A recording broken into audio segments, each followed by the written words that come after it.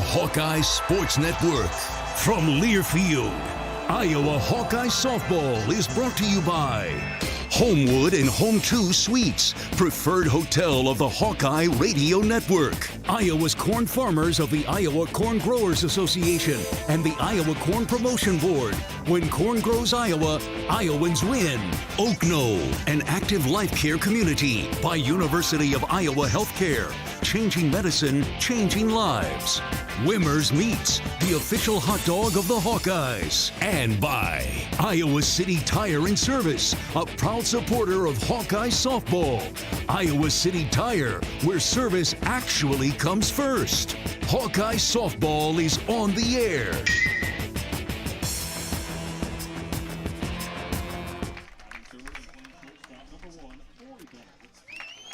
It's an in-state road trip for the Iowa Hawkeyes as the ladies of the softball diamond visit the Drake Bulldogs in what is the final non-conference game of the regular season.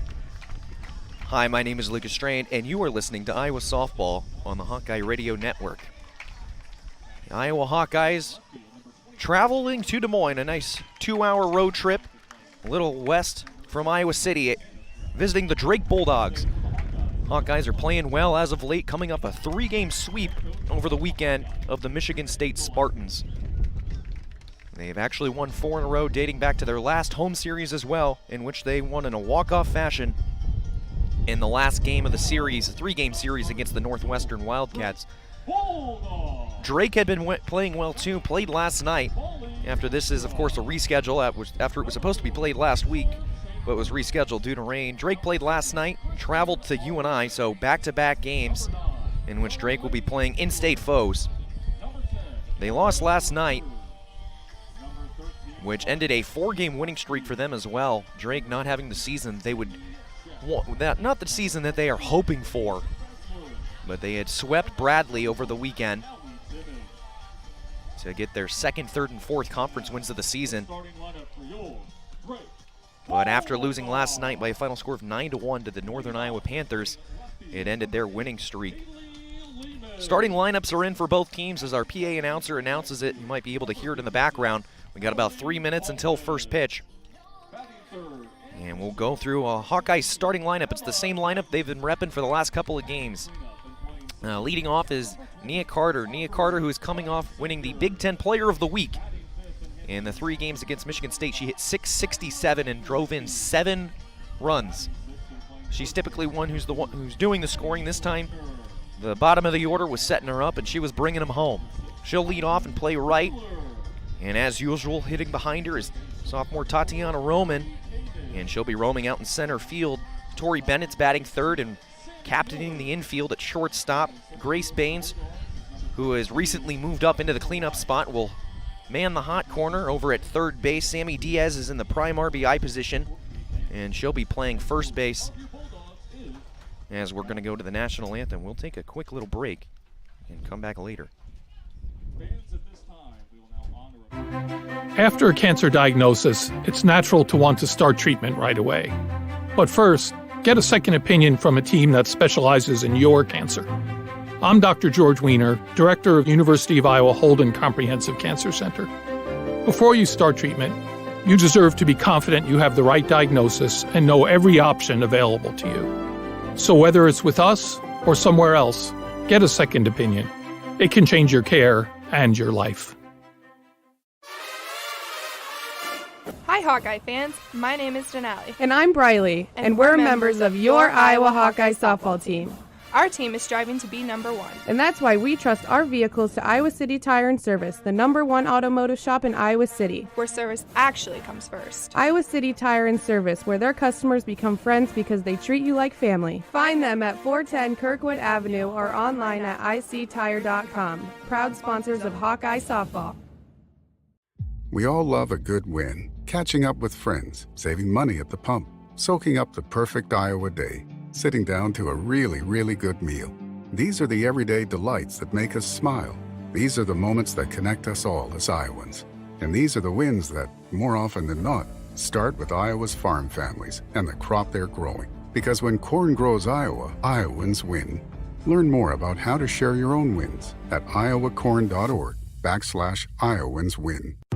At Oak Knoll, our mission is to provide exceptional retirement living and health services through life care. I'm Steve Rowe, Executive Director. We are a not-for-profit life plan community and have served Iowa City for more than 55 years. Our team helps residents create home by living our values of caring, respect, enthusiasm, awareness, teamwork, and encouragement. If you're looking at retirement options, visit our website at oaknoll.com. We want you to lead life your way. Go Hawks! The national anthem has run its course. It has been sung, and we will continue with our pregame coverage as Drake takes the field to warm up, and we'll get this game underway. As we were halfway through the starting lineup to start things out, as we'll go through the top half once more, it's Nia Carter, Tatiana Roman, Tori Bennett, Grace Baines, Sammy Diaz. We got through the first five, so batting sixth, and the designated player in today's affair will be Denali Lecker. We can maybe expect to see her coming out of the pen later in this game. Tristan Doster is behind the plate and batting seventh. Doster is the one who had that big walk-off hit against Northwestern 2 weekends ago. Briley Klosterman has been swinging a hot bat as of late, will be batting eighth and playing left. And Anna Streff will round out the lineup and play second base. So Carter, Roman, Bennett, Baines, Diaz, Lecker, Doster, Klosterman, and Streff. If we look at Drake defensively, it's going to be Emma Dighton getting the ball and standing in the circle. A right-hander. And Dighton's not had the pitching success that she's wanted to have so far this season.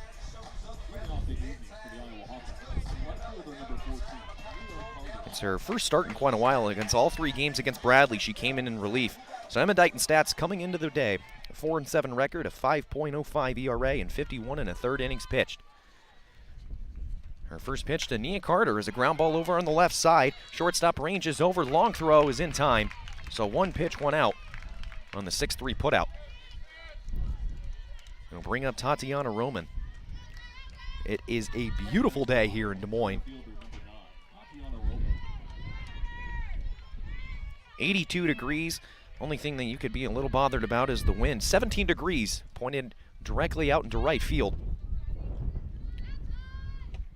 Corners are in on Roman, the slap-hitting lefty. Strike one is called on the off-speed. Counts 0-1.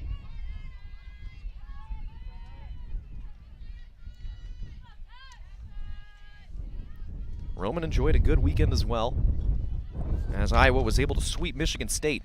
Might be able to hear the wind in our broadcast now, as here's an off-speed thrown outside, evens the count of 1-1. In the Michigan State series, Roman went 4 for 11 and scored 3 times. Also had an RBI and drew a walk. And she takes ball upstairs, 2 balls and 1 strike. Roman started all 40 games this season in center field for the Hawkeyes. On the way from Garden Grove, California, transfer from Alabama A&M. The 2-1 is a chopper of a ground ball on the right side. Second baseman glove flip over to first. Is caught. Nice play there by Beitzinger, the Bulldog second baseman. So there are 2 away. And Tori Bennett now dig in for the Hawkeyes. Bennett, the true freshman, the 4th most hits in the Big Ten this season. In the Michigan State series, she went 4 for 13 with a pair of doubles and 2 RBIs. She leads the team in doubles this year with 9. She takes strike one, counts 0-1. As I said, she has the 4th most hits in the Big Ten. And in Game 3 against Michigan State, she went 3 for 4 with one of those doubles and drove in a run. The 0-1 is a hard ground ball over to third base, and it gets past the third baseman, Koenig. It's down the left field line, but Bennett's going to stop at first. That ball was hit so hard, Koenig didn't really have much of a play over there at third. They don't call it the hot corner for nothing. Next for Iowa, third baseman, number 23. So a 2-out single for Tori Bennett brings up Grace Baines, the Hawkeye third baseman. Baines has the 2nd most triples, or she's tied at least for the 2nd most triples in the Big Ten, but she's yet to have one in conference play. And here's an off-speed from Dighton taken upstairs, 1-0. Baines is on a 9-game hit streak. In those 9 games, she's 10 of her last 30. And if you can quickly do math, it's a .333 batting average. I'd say that's pretty good. The 1-0 is a ground ball along the left side. Shortstop Miller goes over, long throw across the diamond, bang, bang play, but out is the call. I do believe it was the right one. So Sammy Miller, the Drake shortstop, makes a pair of plays, and the Hawkeyes will strand the 2-out single. So the Hawkeyes go scoreless in the top half of the first. Drake's coming up to bat. You're listening to Iowa Softball with Learfield. We all love a good win, catching up with friends, saving money at the pump, soaking up the perfect Iowa day, sitting down to a really, really good meal. These are the everyday delights that make us smile. These are the moments that connect us all as Iowans. And these are the wins that, more often than not, start with Iowa's farm families and the crop they're growing. Because when corn grows Iowa, Iowans win. Learn more about how to share your own wins at iowacorn.org/IowansWin. Atlantic Coca-Cola Bottling, McDonald's, Hawkeye road trip visiting the Drake Bulldogs, and it is a packed Buell Field in this in-state matchup. Drake has a unique ability where you can sit on, they have a hill out beyond the left field wall, and you see quite a few fans out there sitting on blankets. Maybe bring out some lawn chairs as well. It's a pretty nice venue right in the heart of Des Moines. Stands to my left, the Drake stands are completely full, and the Hawkeyes are full as well over along the first baseline. To the bottom half of the first, in Iowa defensively, it's going to rock the same defensive lineup they've been rocking for essentially the entire Big Ten season. From left to right, in the outfield is Klosterman, Roman, and Carter. And around the infield, from third base to first, is Baines, Bennett, Streff, and Diaz. Dosters behind the plate. Freshman Jalen Adams gets the ball for the Hawkeyes. left fielder, number 8, Haley Adams, a Lehman. 6-9 record with a 2.19 ERA. That 2.19 is the ninth best ERA in the Big Ten. 2.19 over 83 innings pitched. And she's going to be pitching to Haley Lehman, the Drake leadoff batter. Left-handed stick, slap approach, takes a strike on the outside corner, 0-1.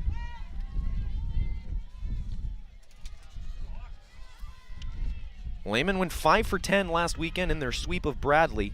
Scored 4 times and had a pair of RBIs. 253 hitter out of the leadoff spot. She swings and misses on a screwball on the outer half, and she quickly falls behind, 0-2.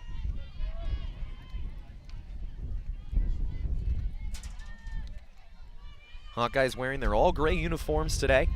Drake wearing white tops with blue pants and white socks. And there's a swing and a miss. So first batter of the afternoon, first strikeout for Jalen Adams. Now batting for the Bulldogs. So one away, Right fielder, number 56, and the right fielder Colin Voltman is going to dig in now for Drake. Good morning, good afternoon, and good night strikeout from Jalen Adams. So Emily Voltman digs in now. Last night against UNI, she went 0 for 2, but drove in the lone run of the game for Drake. Takes strike one. Player number 56, a very strange number you'd see on the diamond. Left-handed stick. And the pitch will come in from the right-handed Adams. Shows bunt, pulls back, and here's the foul ball above our heads. And it's 0-2, so 5 pitches thus far for Adams. All 5 have been strikes. And we saw her last time expand the zone and got Lehman to chase, see if she'll take a similar approach, show a fastball upstairs to get Voltman to do the same. She does, but Voltman gets just enough of it and fouls it off. Pretty similar spot to the last pitch.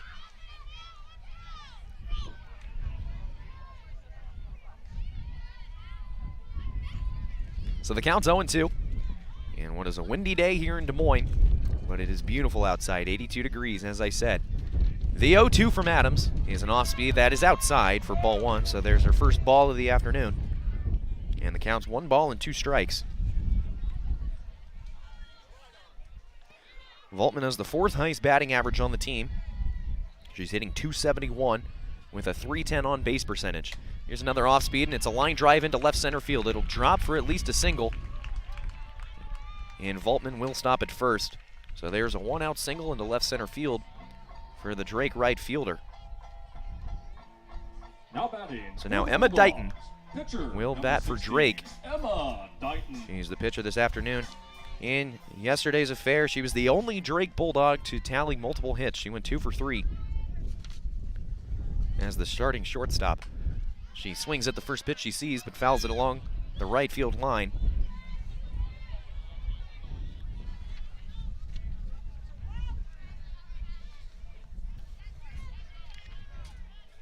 Dighton, you'd have to say, is probably the best hitter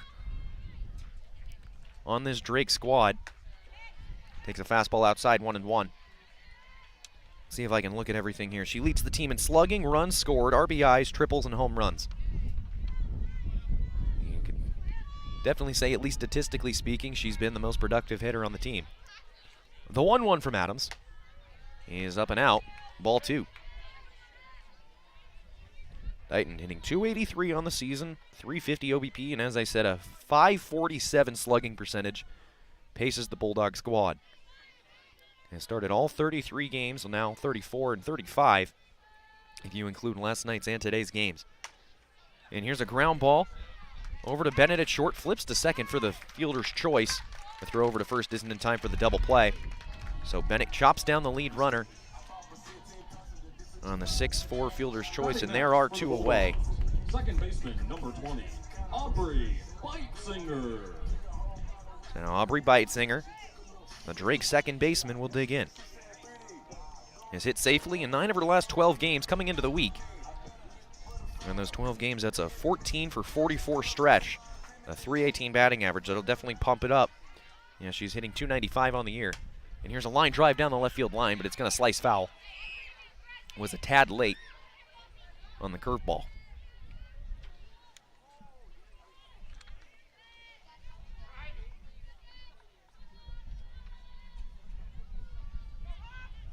Beitzinger, a 5'7" senior from Pittsburgh, Kansas.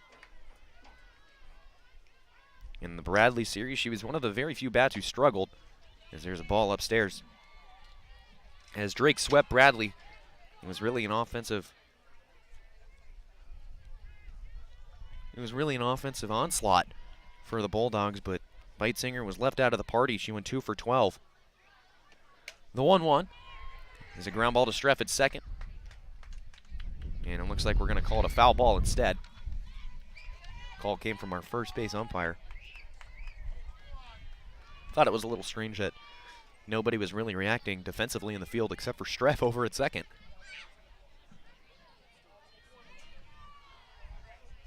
So the count is 1 ball and 2 strikes as there's 2 away. In the bottom half of the first inning, runner on first, and the 1-2 is swung on and missed. For strike 3, Jalen Adams gets her second strikeout of the inning. And Drake goes scoreless to hit the Nerfy. After 1 inning of play, 0-0. I'm Lucas Strain. You're listening to Iowa Softball with the Hawkeye Radio Network. Hi, Hawkeye fans. My name is Denali. And I'm Briley, and we're members of your Iowa Hawkeye softball team. Our team is striving to be number 1. And that's why we trust our vehicles to Iowa City Tire and Service, the #1 automotive shop in Iowa City. Where service actually comes first. Iowa City Tire and Service, where their customers become friends because they treat you like family. Find them at 410 Kirkwood Avenue or online at ictire.com. Proud sponsors of Hawkeye Softball. Therapy today at Select Physical Therapy. Sammy Diaz is going to lead things off offensively for the Hawkeyes. Our team is ready to help players and fans get back. And she is a good person to have leading things off. She's only hitting .254 in the season, but has an OBP of .362, and that OBP is very high due to how often she walks. Leads the Hawkeye team with 19 of them so far this season. Those 19 walks are the 7th most in the conference. Over the Michigan State series, Diaz went 3 for 11 with a double, scored twice, also drove in a pair, walked once, but struck out 4 times. Her 20 strikeouts on the season are 3rd most on the team. But she's looking to lead things off with a hit now as Emma Dighton remains in the circle for Drake. Leading off the second inning for the Iowa Hawkeyes, first baseman number 7, Sammy Diaz. As our clock winds down and Dighton gets the nod to go ahead and throw the pitch. Takes the sign into the squat. And the first pitch of the second inning is upstairs, ball one. We've seen that so far from our umpire. The Dighton's putting things pretty around letter high, but our home plate umpire's not going to be calling him. As long as he's consistent with it, I'm okay with it. The 1-0 to Diaz is in a very similar spot, and once more it's called a ball, so the count's 2-0. See if Coach Gillespie's going to tell her girls to start taking pitches. If they're going to be up high around the letters, then they should be taking it, because the ump's not going to call it. Take the ball. And Diaz is way out in front of an off-speed. Cuts on and miss. Counts 2 balls and 1 strike. Looked bad on that swing, but that's why they say you got 3 of them. And something you're always taught is if it's early in the count, as our umpire says time was called, has to give Diaz. Diaz didn't really have time to get in the box, as Dighton was already set up and ready to throw. The 2-1 is swung on and missed for strike 2. So a pair of swings for Diaz, and a pair of swing and misses. 2 balls and 2 strikes. Diaz looking to hang tough with 2. The pitch is a curveball that curves outside, and the count goes full.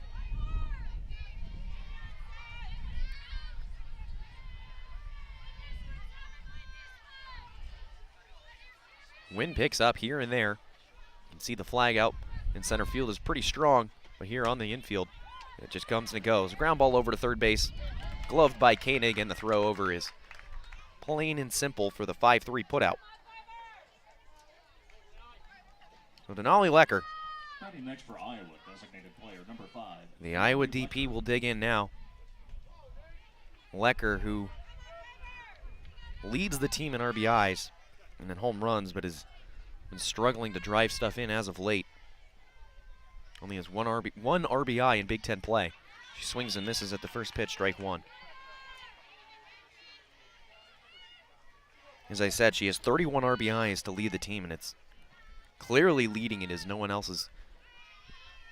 everyone else is at least 10 RBIs away, but only has 1 in Big Ten play. Also leads the team with 7 home runs, but has yet to hit 1 in the Big Ten. And she takes ball 1 upstairs. 1 ball and 1 strike.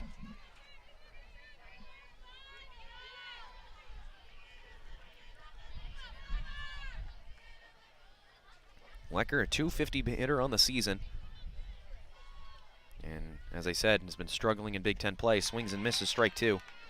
In the Big Ten, she's 7 of 36 for a 194 batting average. That and her high number of strikeouts is why Coach Gillespie has just bumped her down in the lineup. Was at 4 to start out the conference play, but is now hitting in 6. But she seems to look comfortable down there. The 1-2 to Lecker. She just fouls it off along the third base line. So the count will stay the same, and said that there's people sitting on blankets and sitting in lawn chairs out beyond the left center field wall, and I think the number has grown even more. See a bunch of kids out there running around doing cartwheels, just enjoying some Wednesday afternoon softball. Here's a hard line drive over to third base. It's dropped by the third baseman, but she recovers and throws over for back-to-back 5-3 putouts for Carrie Koenig over at third. Now batting for Iowa. So now Tristan Doster comes up, the Hawkeye catcher. Doster has become the primary catcher this season for Coach Gillespie. Caught her first game February 17th and has caught 23 games, including this one since then, including the last 14 straight starts as the Hawkeye catcher. She just tips one off the end of her bat on the first pitch. You see the Hawkeye batters are coming up there, and they're swinging first pitch.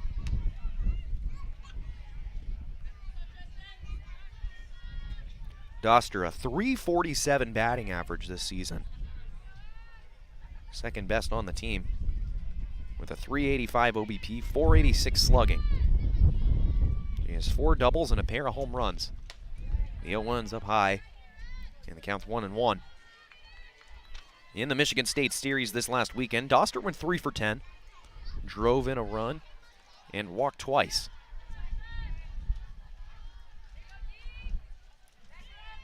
The 1-1 from Dighton is a line drive into left center, is the left field. It's back at the wall, and it's off the wall. Doster's going to round first and head towards second.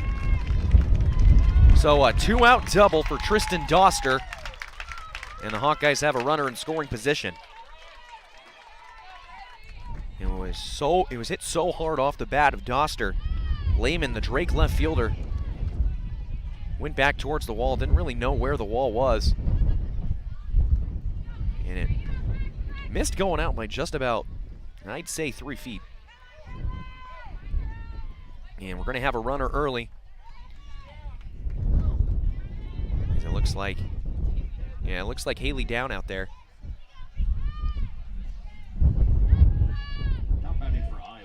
We know Coach Gillespie loves getting her runners in early.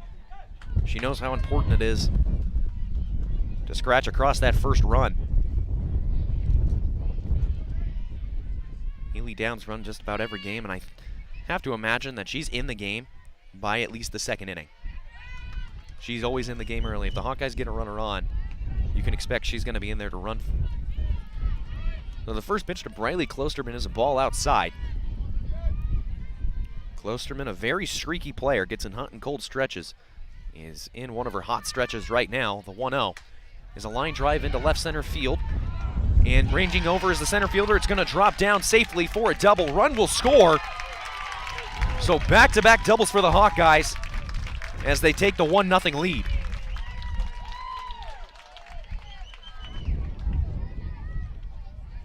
Batting next for Iowa, second baseman number 17. Off the left-handed bat of Klosterman and just kind of sliced away from her into left center field. And Michaela Rice, the Drake center fielder, had a play on it. It was just a tad late as it dropped in safely for the double, and Down, who was running hard, was able to score easily and give the Hawkeyes the first run of the game. So Anna Streff comes up empty on her first swing. Counts 0-1. It's really important whenever the Hawkeyes score first. This season, they are 20-3 when they score the first run of the game. Compare that to when their opponent strikes first. They're just 5-12. The 0-1 to the 9-hole batter, Streff. Swings and misses for strike 2.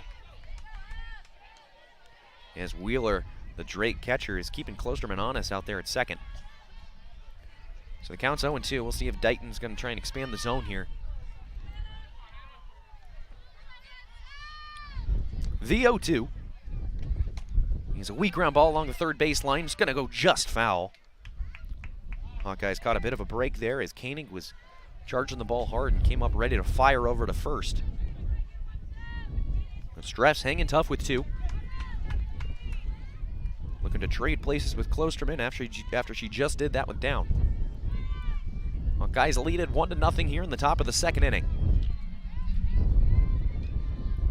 The 0-2 to Streff is a ground ball along the left side. Shortstop Miller goes over. Throw across is in time for out number 3, but not before the Hawkeyes are able to scratch across the first run of the game. They got 1 run on 2 hits. No errors, and left a 1 runner on second. Klosterman with the RBI double to give the Hawkeyes a quick 1-0 lead. We'll take a quick break as we head to the bottom of the second inning. You're listening to Iowa Softball with Learfield. Hi, Hawkeye fans. My name is Denali. And I'm Briley, and we're members of your Iowa Hawkeye softball team. Our team is striving to be number 1. And that's why we trust our vehicles to Iowa City Tire and Service, the #1 automotive shop in Iowa City. Where service actually comes first. Iowa City Tire and Service, where their customers become friends because they treat you like family. Find them at 410 Kirkwood Avenue or online at ictire.com. Proud sponsors of Hawkeye softball. We all love a good win. Catching up with friends, saving money at the pump, soaking up the perfect Iowa day, sitting down to a really, really good meal. These are the everyday delights that make us smile. These are the moments that connect us all as Iowans. And these are the wins that, more often than not, start with Iowa's farm families and the crop they're growing. Because when corn grows Iowa, Iowans win. Learn more about how to share your own wins at iowacorn.org/Iowans win.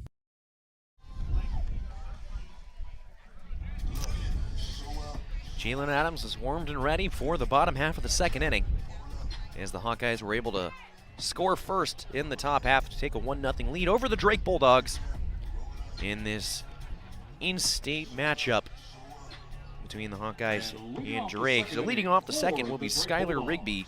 Catcher, number 25, Skylar Rigby. Rigby catching in this game after a late change to the lineup. So she'll lead off the second inning. And strike one is taken on the inner half. Counts 0-1. Rigby win 1 for 3 in last night's game against UNI, in which they lost 9-1 in 6 innings. Takes ball one up high to even the count.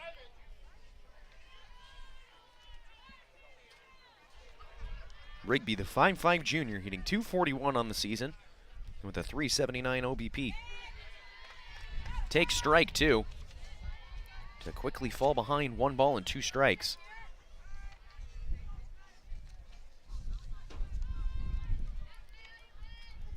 Rigby is the only player on this team, this Drake squad, that with consistent playing time that has more walks than she does strikeouts. So here's a weak ground ball over to Streff. The underhand toss to Diaz is made as there's one away.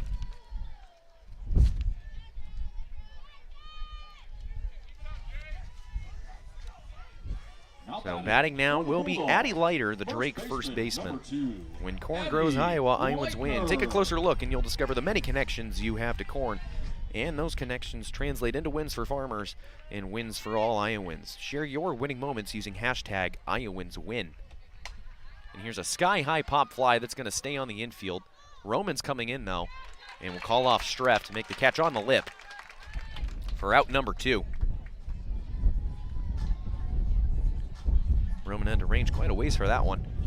Batting next for the Bulldogs. And now it's Heidi Wheeler, number 6, the DP. Heidi Wheeler. Heidi Wheeler wears both number 6 and number 12, depending on what uniform Drake's wearing. Wearing number 6 today, and she's the designated player. Does not hit all that often. She's only 18 ABs on the season. She's swinging first pitch and lines a foul ball down the left field line.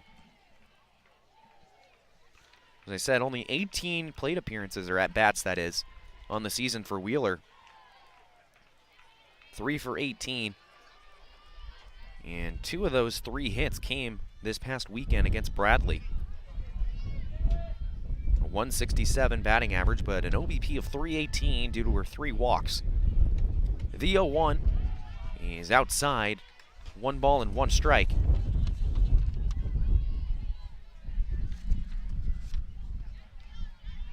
As we sit just outside the press box here at Buell Field for the one and only game today between the Hawkeyes and the Bulldogs. Just in front of the press box where we're just catching the outside of the wind. And here's a fastball that's upstairs, 2 balls and 1 strike.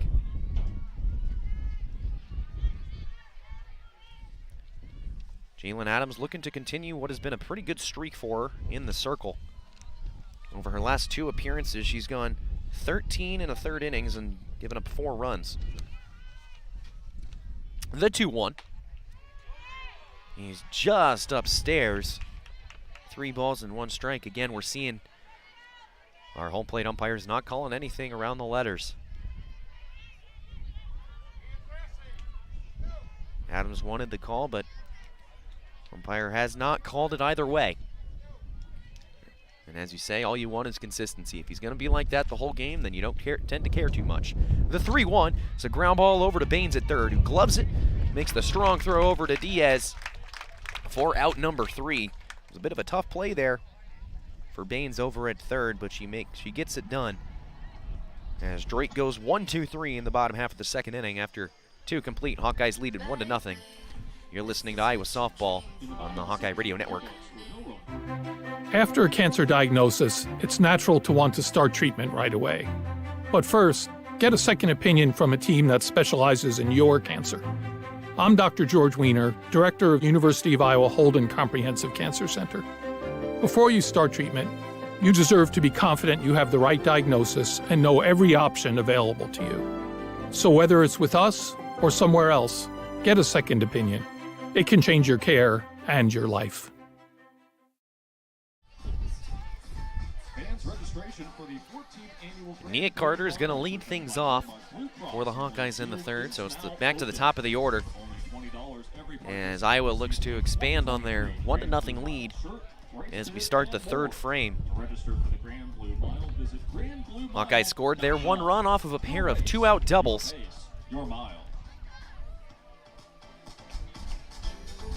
First one came from Tristan Doster, and then Briley Klosterman continued her hot streak and was able to drive her in on a double into the left center field gap. So Carter's going to lead things off for Iowa, as we still got some time on the clock before the first pitch can be thrown. Carter 0 for 1 today. Came up and swung first pitch, and her first AB had a ground ball over to shortstop.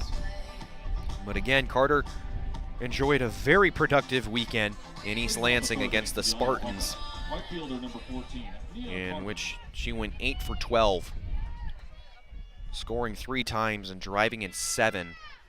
That 8 for 12 weekend earned her the Big Ten Player of the Week. And she tries to drag bunt first pitch, but comes up empty. It was a very much needed weekend for Carter after she had struggled to start Big Ten play. The 0-1 from Dighton. He has a foul down the first base line, so the count's 0-2. So Carter, who's enjoyed a very productive season, leads the Big Ten in batting average and hits. She's the 4th best OBP, but had struggled, at least in her sense, early in the Big Ten season. Went 2 for her first 19 before last weekend. She's behind 0-2. And here's a ground ball that's gloved by a diving second baseman, but Carter is just too fast, and Beitzinger has no play over at first. So that's a leadoff single for Nia Carter. See if we'll get some action on the bases. Carter always a threat to steal.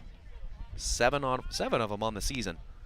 So Roman digs in now. Roman's 0 for 1. She grounded out to the second baseman Beitzinger in her first AB. The pitch is cut on and missed from Roman. Strike 1. Also thought maybe we'd see a Roman drop the bunt down. She has 7 sacrifice bunts on the year. That's tied for the most in the conference coming into the week. Behind 0-1. As Carter's going to take off towards second. Check swing, foul ball along the third baseline, but it's just out of the glove of the third baseman, Koenig. She had to make a basket catch leaning over the fence of the third base dugout. Their dugouts here go into the ground, and they have a half fence in the front of the dugout. Koenig just missed making the play, had a chance to double up Carter. Counts 0-2, we'll see if she runs again. Dighton's pitch is a ground ball along the left side. Along the right side, a diving Beitzinger can't make the play. It looks like we have catcher's interference as well. So the Hawkeyes, we'll see what the umpire's going to call here. They called interference on Roman, actually. Waiting to hear what the official ruling is, but they called interference on Roman. Now batting for the Hawkeyes. Maybe, I'm guessing she hit it when she was out of the box. Roman takes that slap approach in which she's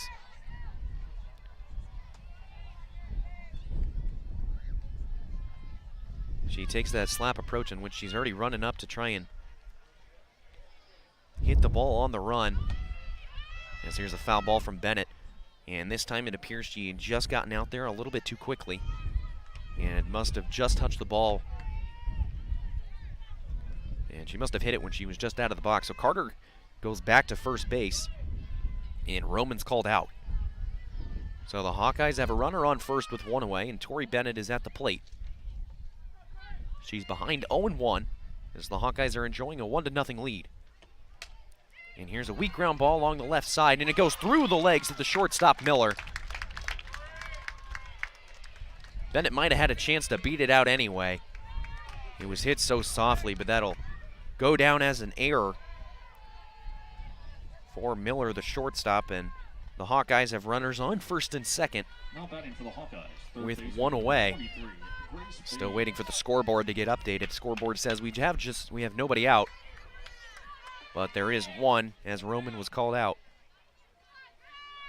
So runners on first and second for Baines. And she takes strike one on the upper part of the zone. Baines is 0 for 1 with a ground out to shortstop. Infield seen a lot of action so far early in this game. Hawkeyes are hitting a lot of stuff into the ground. And here's something in the air towards shallow center field, and it's going to be caught by a diving Rice. And the throw to second is in time to double up Carter. Don't blame Carter for getting off as far as she did. I myself thought that was going to drop, but it was a nice diving catch by Rice, the Drake center fielder. And she was able to pop up and throw to second base to double up Carter. So after what seemed like a promising inning for the Hawkeyes, they get doubled up and strand a leadoff single from Carter. In the top of the third, the Hawkeyes scored no runs on one hit, one error, and one runner left on base. So the Hawkeyes get no runs on the one hit. The one Drake error doesn't come back to haunt them and left a runner on. After 2.5, Hawkeyes lead it 1-0. You're listening to Iowa Softball with Learfield. At Oak Knoll, our mission is to provide exceptional retirement living and health services through life care. I'm Steve Rowe, Executive Director. We are a not-for-profit life plan community and have served Iowa City for more than 55 years. Our team helps residents create home by living our values of caring, respect, enthusiasm, awareness, teamwork, and encouragement. If you're looking at retirement options, visit our website at oakknoll.com. We want you to lead life your way. Go Hawks!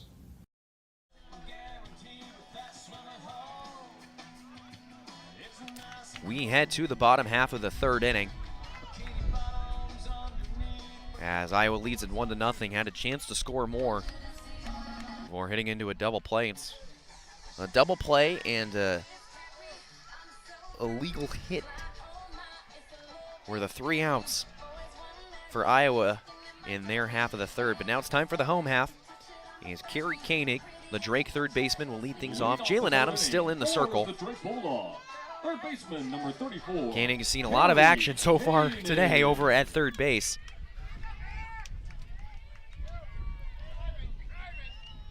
And she's going to lead things off in the home half of the third inning. Jalen Adams' first pitch is a hard ground ball down the left field line, but it's about a foot foul. So it's just going to go down as a long strike. Koenig went 1 for 2 in their game last night, striking out once. Koenig on the season, 194 batting average as she takes a ball outside. Koenig is an Iowa City native, playing against a school she probably grew up cheering for her entire life. In the Hawkeyes last series against Bradley, she went 1 for 7 and drove in a run. She fouls one off down the right field line, nearly hits a car. And the count is 1 ball and 2 strikes.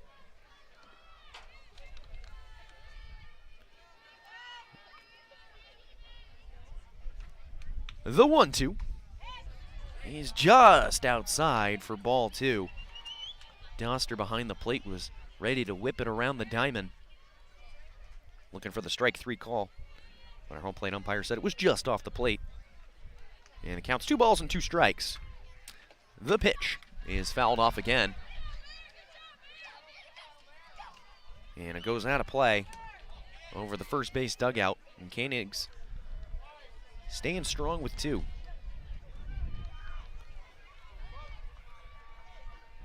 Again, this is a makeup game from supposed to happen last week on Tuesday.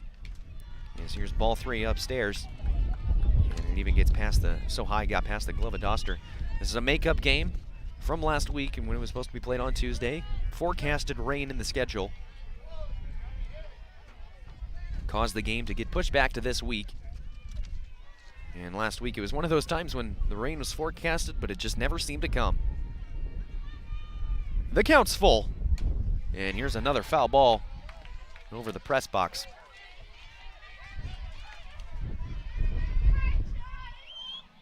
So Koenig's getting ready to see what is 1, 2, 3, 4, 5, 6, 7, her 8th pitch to lead off the 3rd. Adams gets the sign, checks her wristband, into the motion, and the pitch. He's called strike 3, catches the inside corner. Koenig goes down looking, and Jalen Adams gets her 3rd strikeout of the afternoon. With 1 away, it'll be Sammy Miller.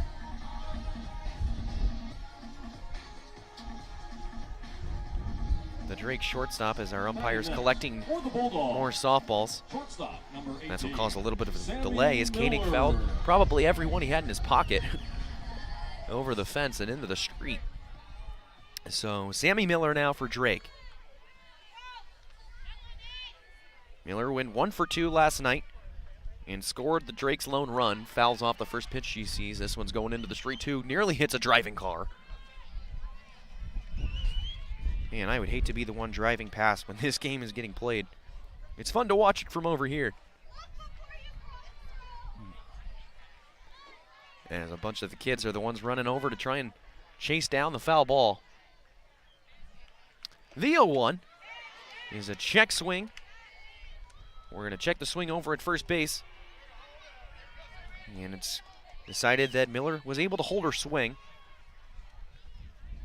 And the count's 1-1.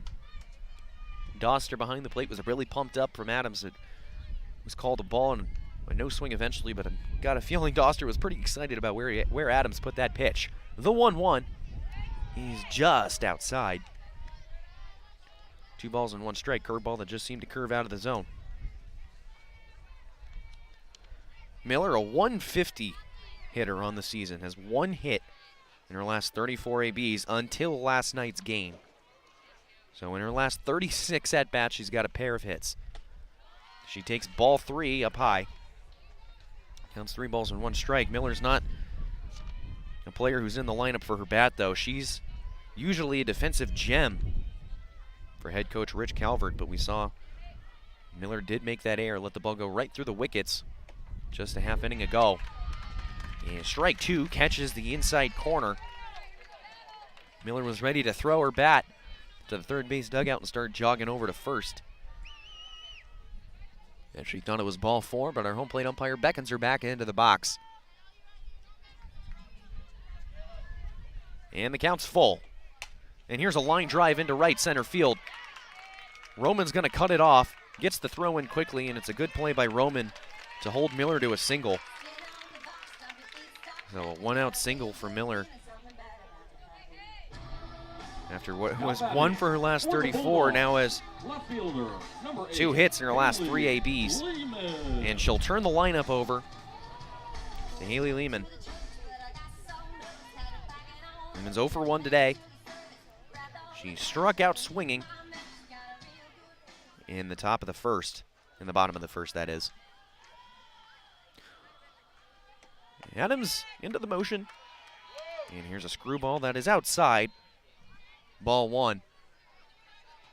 Much to the chagrin of some of the Iowa faithful.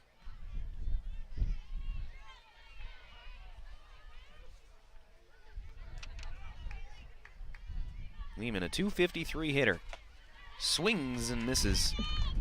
4 strike 1, chased out of the zone there. And the count's 1 ball and 1 strike.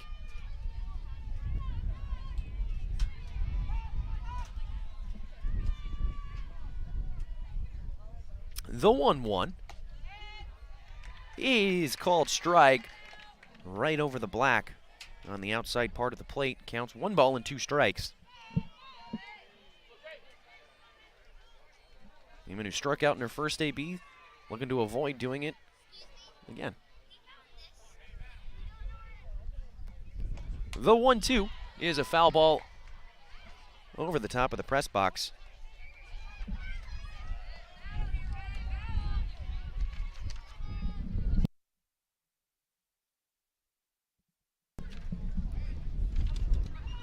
So the count's 1-2.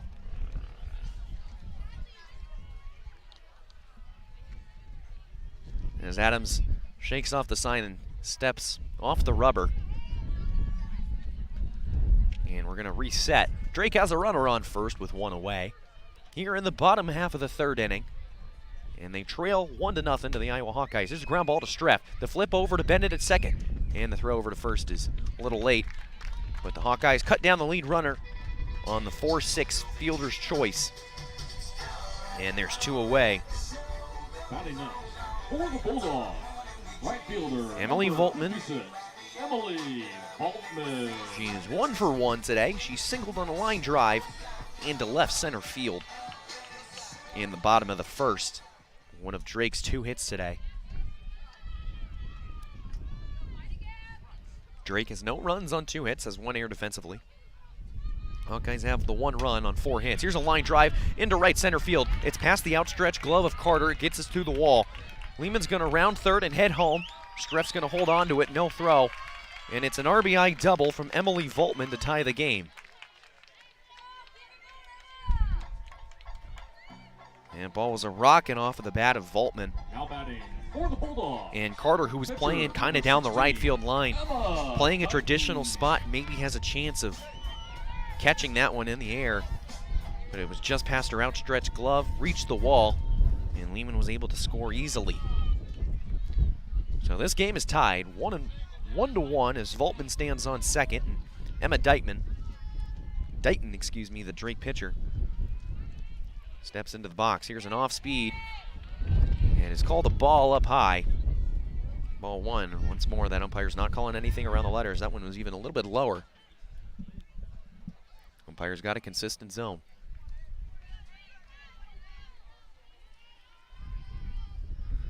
So the count's 1-0. And the pitch from Adams is too low this time, over correction on the changeup. And it's 2 balls and no strikes to the Drake pitcher.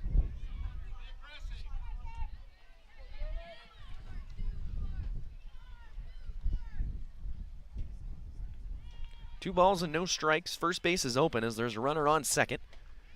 And this one is low and inside for ball 3. So Adams falls behind 3-0 to Dighton. And you have to imagine, as Dighton is Drake's best hitter, maybe Coach Gillespie is okay with Adams not going anywhere near her. The 3-0 is pumped in there for strike 1. Dighton looks a little bit upset with herself for letting one go that was right down the heart of the plate. Shakes it off with a smile and a laugh and gets back into the box.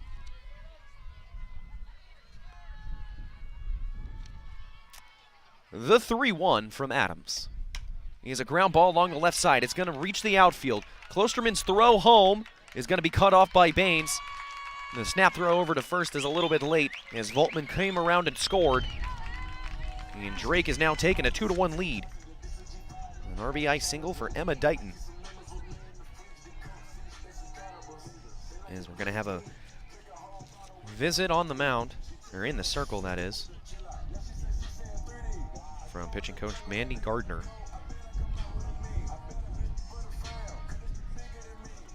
After Adams had gone through the first 2 innings pretty easily, has now given up 2 to this Drake team. It's a Drake team that is 11-23 on the season.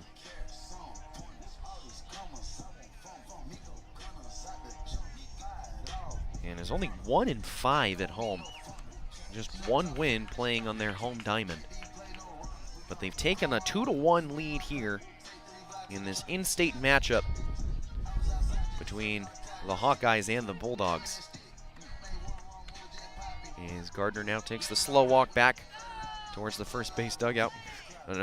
Hawkeyes' other assistant coach, Brian Levin, is in the ear of our home plate umpire, maybe asking where those pitches are missing. Remember, Levin was ejected from a game a week and a half ago after what was a pretty rough day for an umpire. Levin was ejected for arguing, and now meeting is over.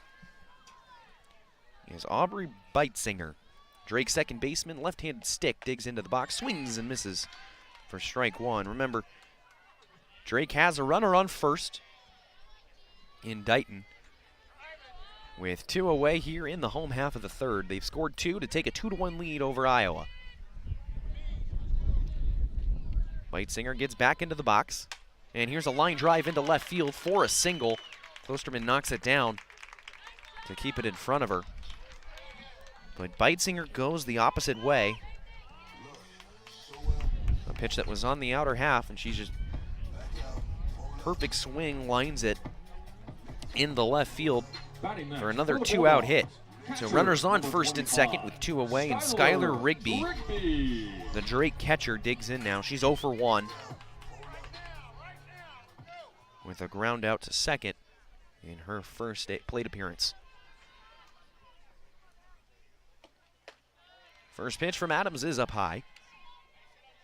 Ball 1.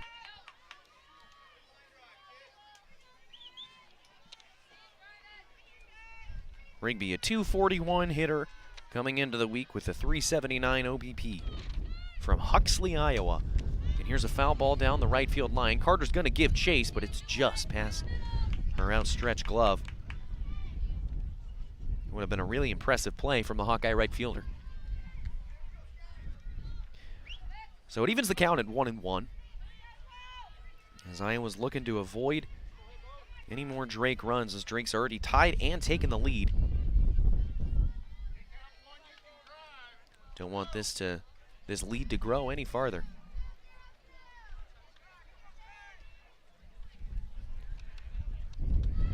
The count's 1-1. And the fastball is taken up high for ball 2. Jalen Adams has thrown 30 pitches in this inning, after only throwing around 25 in the first 2 combined. He's preparing to throw her 31st pitch. The 2-1 is fouled off the netting. And it's 2 balls and 2 strikes.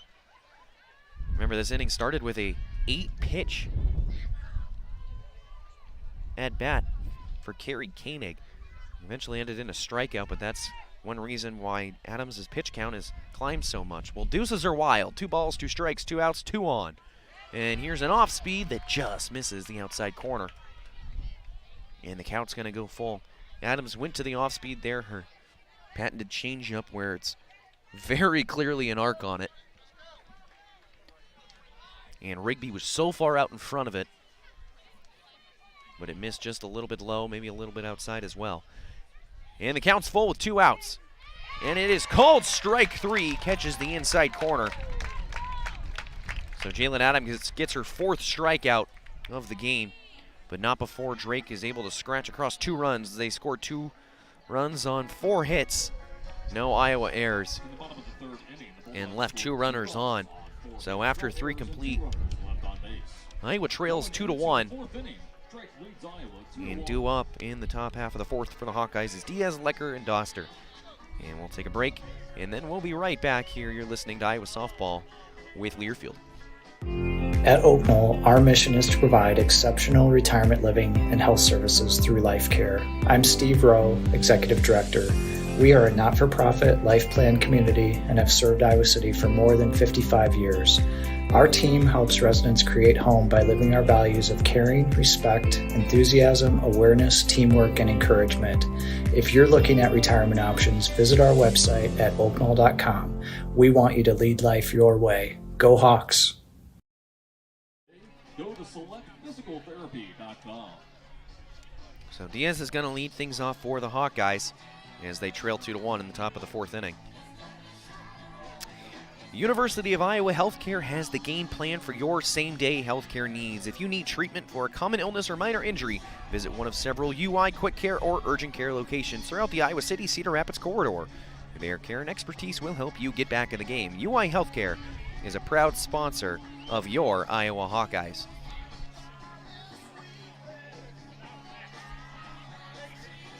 You see the Drake catcher, Skylar Rigby, continuing to shake her head and look at the home plate umpire. Leading off the fourth inning And for she was the one who struck Hawkeyes. out looking. Clearly, he's not a fan of that strike 3 call to end the last half inning. But she's going to have to keep up a good relationship with the umpires. Here's a leadoff single into right field from Sammy Diaz. Here's the throw over to first. It's a step late. There's a nice throw from Voltman out in right. And Diaz, who had hit it really hard off the bat and is not the most fleet of foot, was nearly thrown out. And it looks like we're going to have a runner here. As I said, Diaz not the most fleet of foot. So you want somebody with speed out there to serve as the tying run. And Moss is going to be the one running, Riley Moss. Wearing number 6 after the leadoff single from Diaz. Batting for the Hawkeyes, designated player number 5, Denali Lecker. So Denali Lecker now, as the Hawkeyes have the leadoff runner on. Here's a sky-high fly ball into right center. Voltman takes a couple of steps back towards the wall, but camps under it and makes the catch. Lecker just missed that one. A little bit more oomph on it. And she probably would have had her first home run since March 12th. Has been exactly 1 month now since the last time Lecker's gone yard. One away as Tristan Doster digs in. Doster is 1 for 1. She doubled off the wall, and here's another hit for her. It's going to get past the diving glove of Miller at shortstop. So a single into left field. And Doster has her second hit of the afternoon. Hawkeyes have runners on first and second with 1 away, and the hot bat of Briley Klosterman coming to the plate. Klosterman drove in the lone Hawkeye run on a double into left center field. It was the first run of the game in the top of the second. Hawkeyes looking to at least tie it now in the top of the 4th.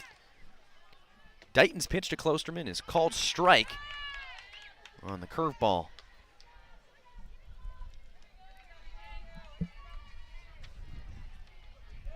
Drake fairly straight up defensively, playing a little bit deep. Out in center field is Michaela Rice. The 0-1 to Klosterman. He's a changeup that is outside. 1 ball and 1 strike. So the offenses have picked up a little bit here for both sides. As we're only in the top of the 4th inning, but the Hawkeyes already have 6 hits and Drake has 5. The 1-1 is a fastball outside. 2 balls and 1 strike.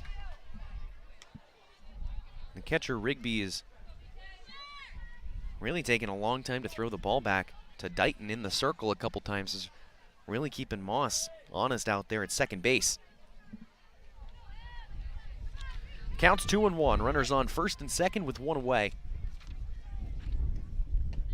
The 2-1 is a ground ball set into center field. Moss is going to round third, head home. The throw is cut off as Moss slides in safely. And a 1-out single from Klosterman ties this game. This is a really nice piece of hitting. That pitch was on the outer half of the zone to Klosterman, but she kept her hands inside and was able to drive it back up the middle. And the pinch runner and Moss paid off. And she was able to speed around third and score. So runners still at first and second with 1 away, and Anna Streff is up now. And here's a weak chopper that's going to bounce foul down the third baseline.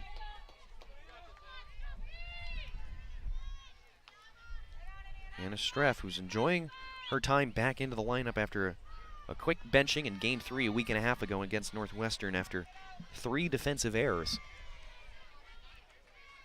In the Michigan State series, she went 3 for 10 and got a hit in all 3 games.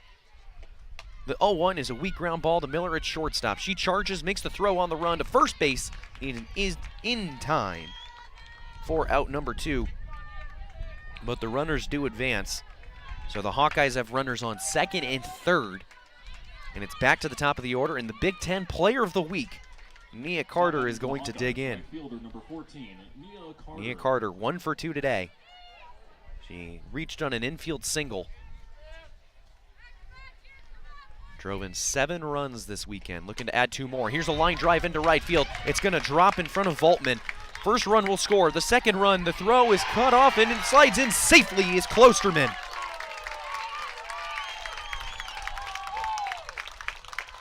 Drake definitely would have had a play there at home if that was not cut off by Addie Leiter, the first baseman for Drake. She cut off the throw. And Klosterman, who is running from second base, was probably more than likely going to be thrown out at home. But she's able to slide in safely, and the Hawkeyes have put up a 3 spot. So Nia Carter, who drove in 7 runs over the weekend, drives in 2 more to give the Hawkeyes a 4-2 lead. And we're going to have a pitching change here for Drake. As they take the pitching change, we'll take a quick timeout. I'm Lucas Strain. You're listening to Iowa Softball with Learfield. Hi, Hawkeye fans. My name is Denali. And I'm Briley, and we're members of your Iowa Hawkeye softball team. Our team is striving to be number 1. And that's why we trust our vehicles to Iowa City Tire and Service, the #1 automotive shop in Iowa City. Where service actually comes first. Iowa City Tire and Service, where their customers become friends because they treat you like family. Find them at 410 Kirkwood Avenue or online at ictire.com. Proud sponsors of Hawkeye softball.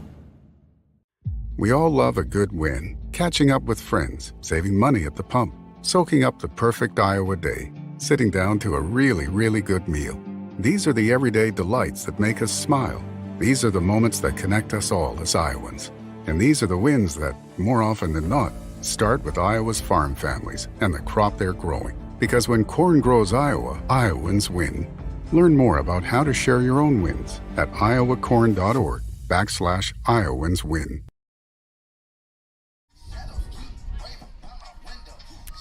So Emma Dighton's day in the circle is done. Center fielder, number 9, Tatiana Roman. He's going to be replaced by Paige Bedsworth, the new Drake pitcher. Dighton's day in the circle is done, but she's just going to head towards shortstop. As Paige Bedsworth is given the ball now by head coach Rich Calvert.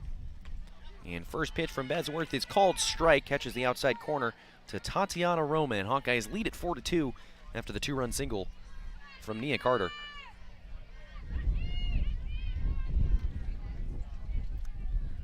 The count's 0-1 to Roman. And here's a fly ball into center field. Going over is Rice, who makes the catch for the 3rd and final out. But the Hawkeyes were able to tie the game and retake the lead. They got 3 runs on 4 hits and stranded 1. After 3.5, Hawkeyes lead at 4-2. You're listening to Iowa Softball with Learfield. We all love a good win. Catching up with friends, saving money at the pump, soaking up the perfect Iowa day, sitting down to a really, really good meal. These are the everyday delights that make us smile. These are the moments that connect us all as Iowans. And these are the wins that, more often than not, start with Iowa's farm families and the crop they're growing. Because when corn grows Iowa, Iowans win. Learn more about how to share your own wins at iowacorn.org/IowansWin. Hawkeyes are also going to make a pitching change. As Brianna Vasquez is going to go into the circle and replace Jalen Adams. So Adams' day is done. Her final stat line, she went 3 innings. 3 innings, allowed 2 runs on 5 hits, struck out 4. So Brianna Vasquez is the new Hawkeye pitcher.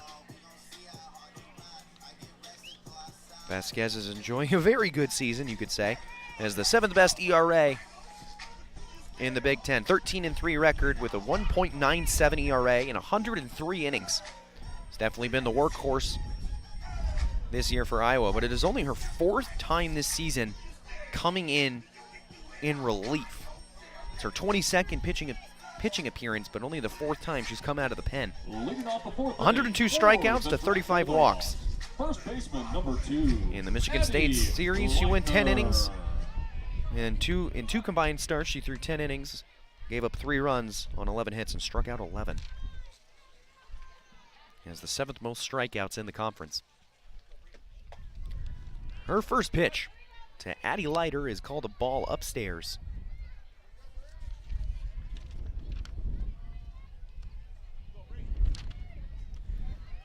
Brianna Vasquez, the new Hawkeye pitcher, pitching to the Drake first baseman.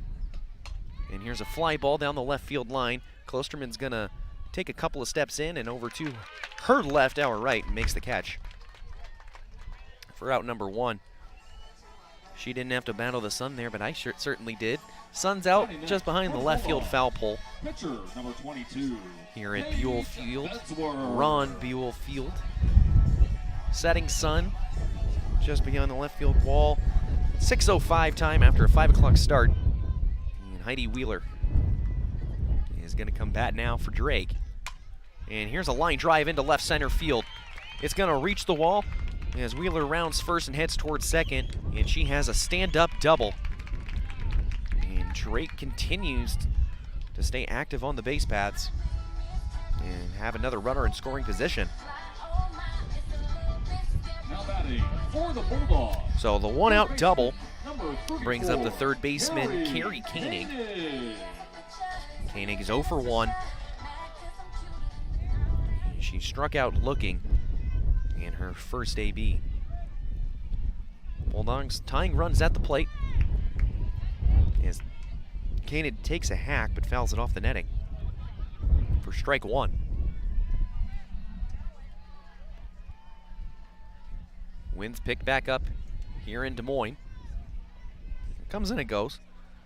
But first pitch, it was at 17 miles an hour. Pointing right out towards right field. Here's another foul ball off the netting. Counts 0-2.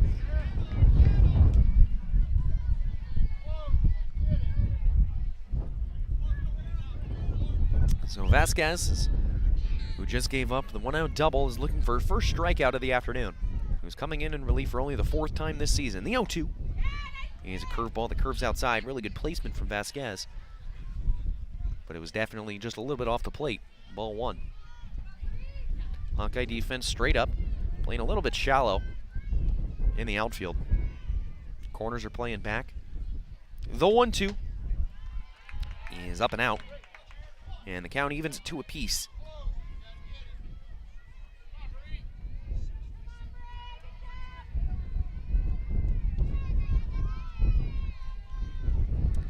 So the count is 2 balls and 2 strikes. The pitch from Vasquez is an off-speed, and here's a fly ball into center field. Roman takes a couple steps back but makes the one-handed catch. And there is out number 2. Wind held that one up just a little bit. Now batting for the So it brings up shortstop, number Sammy 18, Miller. Sammy Miller. Sammy Miller, the shortstop.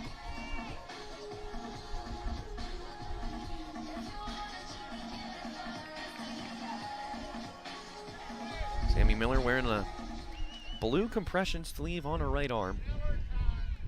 Steps into the right-handed box. And the first time she sees Vasquez, first pitch is a ball. Low and away. Miller, who again was not typically a very offensive prone bat. And she had had 1 hit and 34 ABs. And she swings and misses here, 1-1. Had 1 hit in her last 34, but went 1 for 2 in yesterday's game against UNI and is 1 for 1 so far today.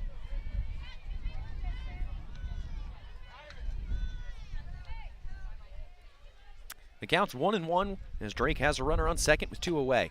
And here's a fastball upstairs. 2-1. Crowd only continues to get bigger and bigger. You look out behind the left field wall, and I swear the people have just continued to stretch out. As here's a foul ball above the press box. And deuces are wild. In what's been a beautiful week weather-wise here in Iowa. As Lecker's coming back from the pen. Maybe we'll see her make an appearance as well. 2 balls, 2 strikes, 2 away, runner on second. And the fastball is taken high, and the count goes full. Vasquez does not want to walk Miller here, the 9-hole spot with 2 outs, and turn the lineup back over to Lehman. So the count's full with 2 outs, runner on second. Vasquez takes the sign into the motion and the pitch. His changeup called strike 3. It caught the inside corner. Miller thought it was ball 4. But we've seen our umpire likes calling that inside, that lower and inside corner. So Wheeler gets a 1-out double, but she gets stranded at second base. As Drake gets no runs, had the 1 hit. No Iowa errors and left the 1 runner on. After 4 complete, Hawkeyes lead at 4-2. You're listening to Iowa Softball with Learfield. Knowing that I can make a difference in my patients' lives keeps me motivated every single day. Hi, I'm Dr. Kanya Ferguson at University of Iowa Healthcare. With academic medicine, we see the toughest cases, so we're always innovating. And we bring the best minds together to collaborate, so there's more brain power focused on you. Because that leads to exceptional care for our patients and our community. See how at uihc.org. At Oak Knoll, our mission is to provide exceptional retirement living and health services through life care. I'm Steve Rowe, Executive Director. We are a not-for-profit life plan community and have served Iowa City for more than 55 years. Our team helps residents create home by living our values of caring, respect, enthusiasm, awareness, teamwork, and encouragement. If you're looking at retirement options, visit our website at oakknoll.com. We want you to lead life your way. Go Hawks!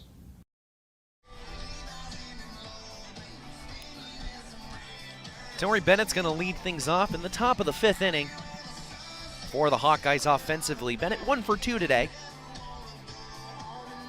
She singled on a hard ground ball into left in the first and reached on an error.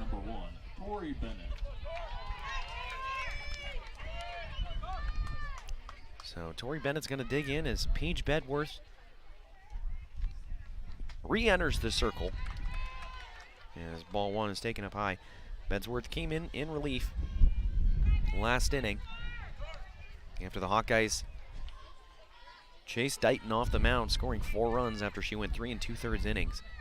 And here's another hard ground ball over to shortstop. Miller gloves it. The throw over is in time. So 3 at-bats and 3 hard ground balls along the left side for Tori Bennett.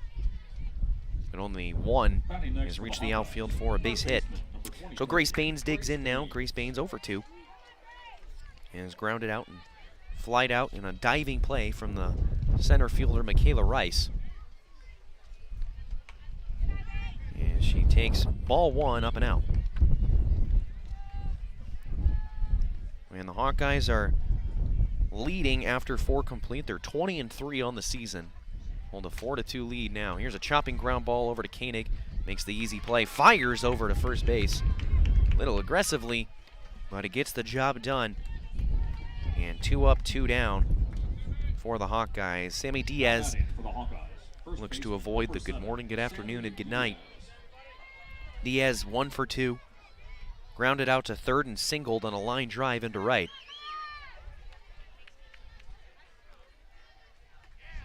First pitch is an off speed. That is called strike on the black.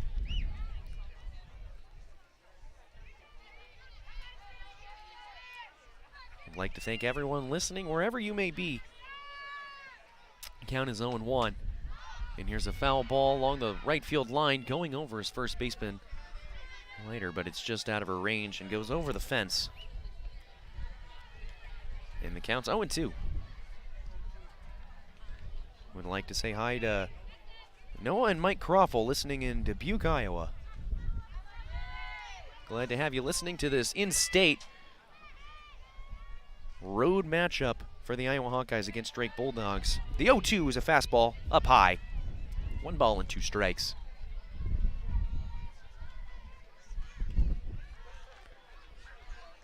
Outfield playing fairly deep in left field and center. The 1-2 is a line drive into center field. So a pair of singles now for Sammy Diaz. And she extends the inning off of the 2-out hit into center.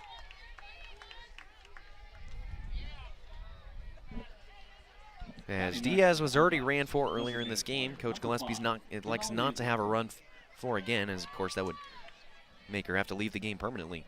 Denali Lecker now. Lecker, 0 for 2. First pitch from Bedsworth is inside, ball 1. Lecker's grounded out and flying out deep into right center field. She had just missed hitting a home run. With this wind, you got to put anything in the air and you hit it out towards right, there's a chance it's going to go over the wall. Here's a pitch low and in the dirt, and good base running by Diaz. And she's going to advance on the wild pitch. That will not statistically go down as a stolen base, so Diaz still looking for her first steal of the season. But it was a great read as the pitch was low out of the hand from Bedsworth and just skimmed across the plate. The 2-0 is a hack from Lecker, but she fouls it off. Nearly hits a car. It is just behind the right field line is this busy street where you can see all these cars are parked. And here's a line drive into left field. Diaz is going to round third and head home. The throw from Lehman is way over the heads of everybody. So that's a 2-out single from Denali Lecker. She advances to second on the throw. And the Hawkeyes now lead it 5-2. A much needed hit there for Lecker. That she'll go down as a, statistically that should go down as an error for Lehman, the Drake left fielder. Don't see it on the scoreboard yet. We'll see if that's eventually how they're going to call it, or if they're just going to say the Lecker was already headed home on the throw. Nonetheless, Lecker stands on second with 2 away after extending the Hawkeye lead to 5-2. As Tristan Doster steps in now. Doster, he is 2 for 2. She's doubled and singled, both hits into left. She swings and misses and is now behind 0-2.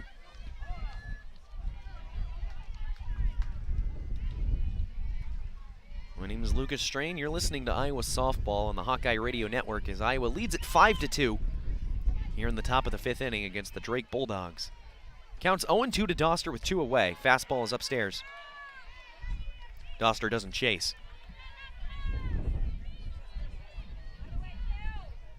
Doster has a chance to give the Hawkeyes a 4-run lead now, and we know she's not afraid of the moment, has a walk-off hit so far this season, but she comes up empty here, swings and misses. But the Hawkeyes are able to push across one more off of 1 run on 2 hits, no errors and stranded 1 runner. So after 4.5, Iowa leads at 5-2. You're listening to Iowa Softball with Learfield.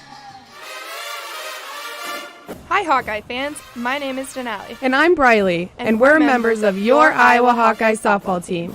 Our team is striving to be number 1. And that's why we trust our vehicles to Iowa City Tire and Service, the #1 automotive shop in Iowa City. Where service actually comes first. Iowa City Tire and Service, where their customers become friends because they treat you like family. Find them at 410 Kirkwood Avenue or online at ictire.com. Proud sponsors of Hawkeye Softball. Thank you for coming out to Ron Deal Field. We head to the bottom of the 5th inning. As Haley Lehman, the Drake leadoff batter, is going to lead things off as they trail 5-2.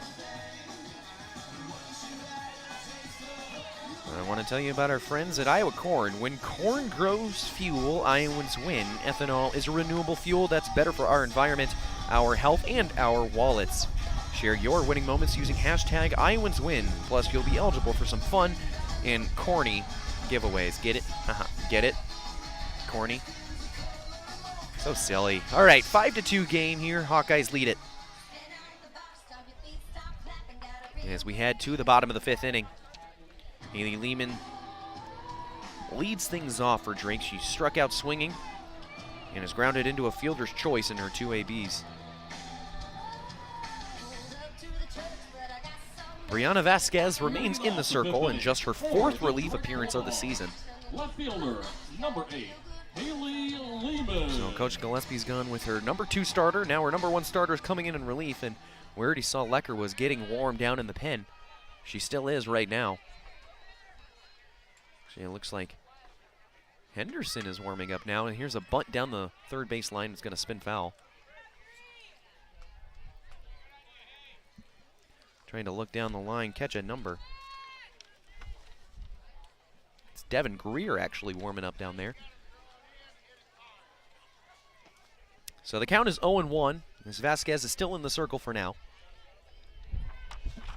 Coach Gillespie doesn't want to tire her out today, as the Hawkeyes still have 3 games later this weekend, all at home against Maryland. And here's a curveball that's outside for ball 1. It's in the right-handed batter's box.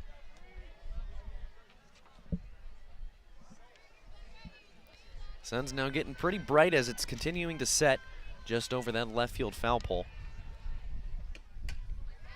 The 1-1 is fouled off over the third base dugout. And the count is 1 ball and 2 strikes to the Drake left fielder. Hawkeyes looking to win their 5th straight after sweeping Michigan State this weekend on the road and walking off Northwestern 2 Sundays ago. And the 1-2 is outside. 2 balls and 2 strikes. Iowa very good this season on the road, 8-3 record. Haven't had many opportunities to play at home. I've only played 5 games. A Perry series, one against Nebraska, another against Northwestern. The 2-2 is a curveball that's just outside. Doster wanted that one. Was winding up to throw it around the diamond, but it was definitely just a touch outside. As Doster's now smiling as she walks back behind the plate. So the count is full. So Lehman, who's leading things off here in the bottom of the 5th. Vasquez's pitch. He's called ball 4 low. Vasquez looking at the umpire, asking where that one missed. And it's a leadoff walk for Lehman. And now Emily Voltman digs in now. Voltman 2 for 2. Has a single and a double. Both on line drives, both to each gap. But so Drake gets their leadoff runner on first. Nobody away here as the 2-hole steps in now. Here's a off-speed called strike 1. Really good pitch there from the Hawkeye ace.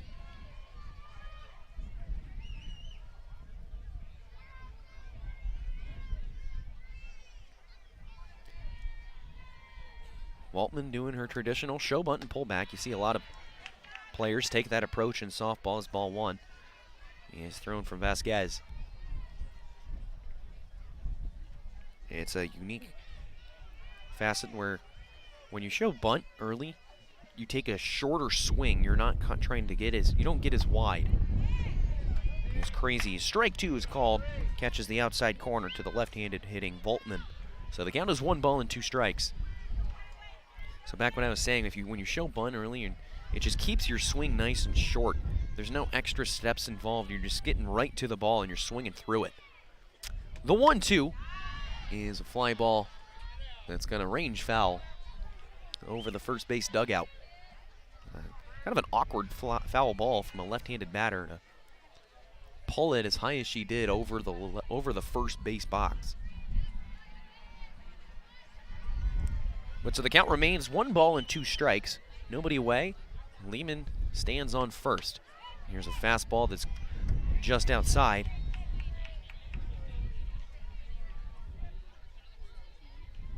And the count is 2 balls and 2 strikes.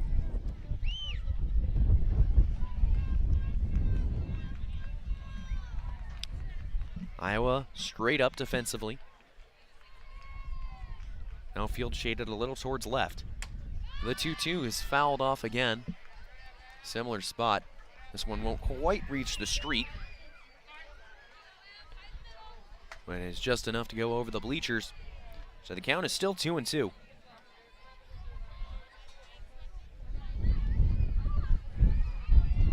Nobody away.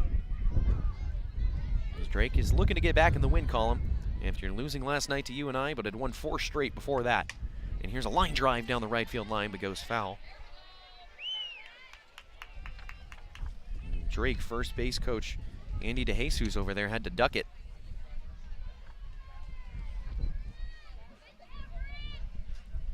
Rich Calvert's Drake Bulldog squad, 11-23 on the season, but Coach Calvert is the winningest coach in the program's history,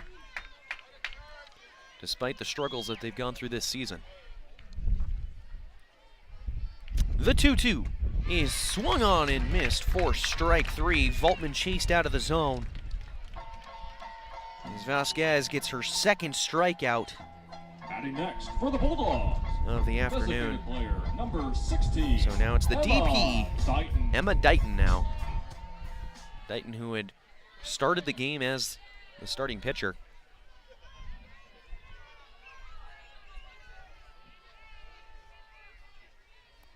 Is now the DP. And she takes first pitch fastball outside. 1-0. Start of the game as the starting pitcher for Drake, but her bat is just too good to take her out of the lineup completely. So even though she's been pulled from the circle, the stick is still in there. There's a curveball up high. 2-0.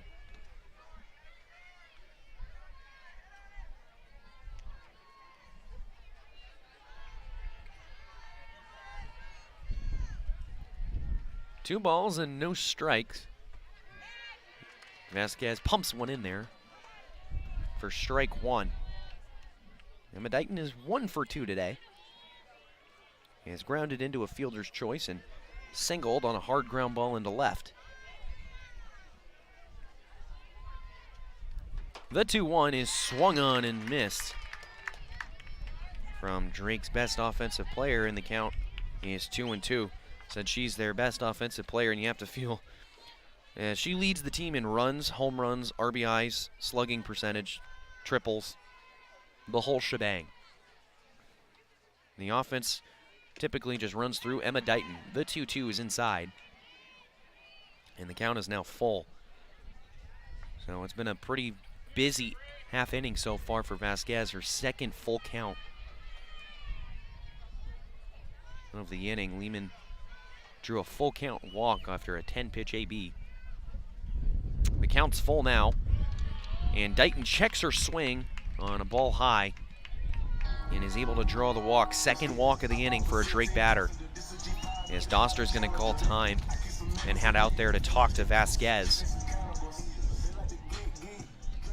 Aubrey Beitzinger, left-handed cleanup batter, is going to dig in now as Drake has runners on first and second with 1 away. Iowa City Tire and Service is a proud supporter of Hawkeye softball. Find them at 410 Kirkwood Avenue or online at ictire.com. Iowa City Tire, where service actually comes first. Aubrey Beitzinger. So 1 away, runners on first and second as Lecker now heads back out to the pen. Aubrey Beitzinger, Drake cleanup batter, 1 for 2. Has a chance to tie the game with 1 swing of the bat, but she shows bunt instead and pushes it down the third base line. And it goes foul.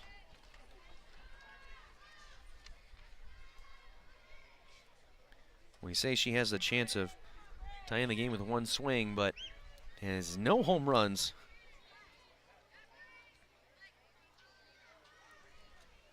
On the season, the senior from Pittsburgh, Kansas. She's hit safely in 9 of her last 12. And including this game, 10 of her last 13.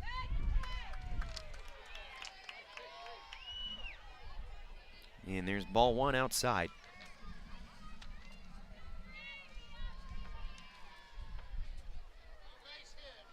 She did go 0 for 2 yesterday against UNI, however.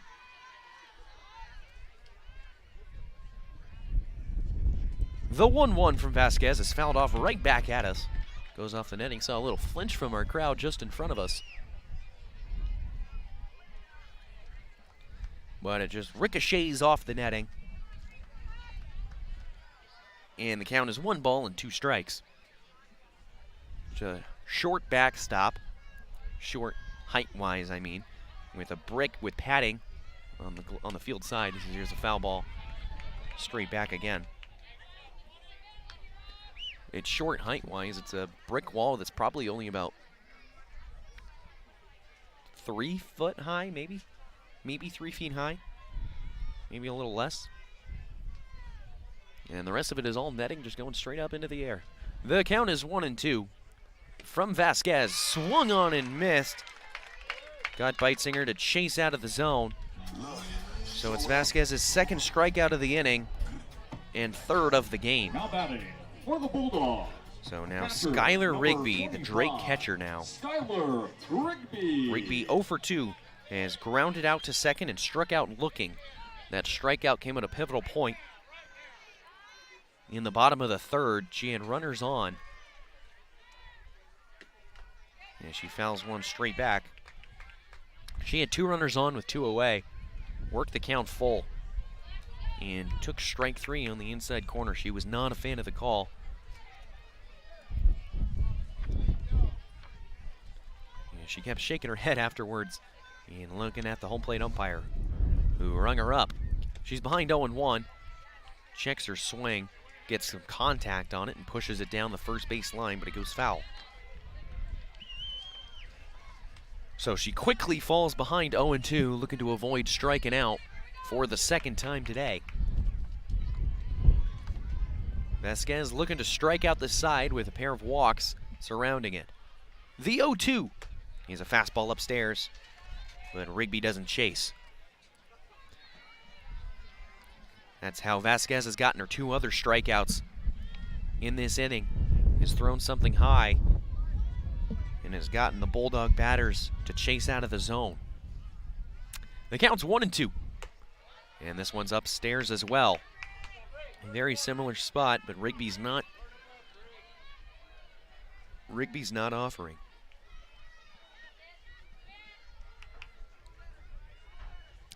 Deuces are wild. 2 balls, 2 strikes, 2 out, 2 runners on. Iowa leads it 5-2. Vasquez's pitch is fouled off. We're going to do it all over again.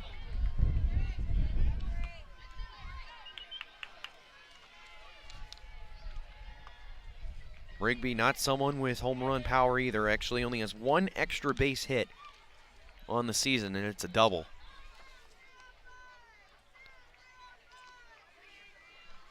The 2-2 from Vasquez.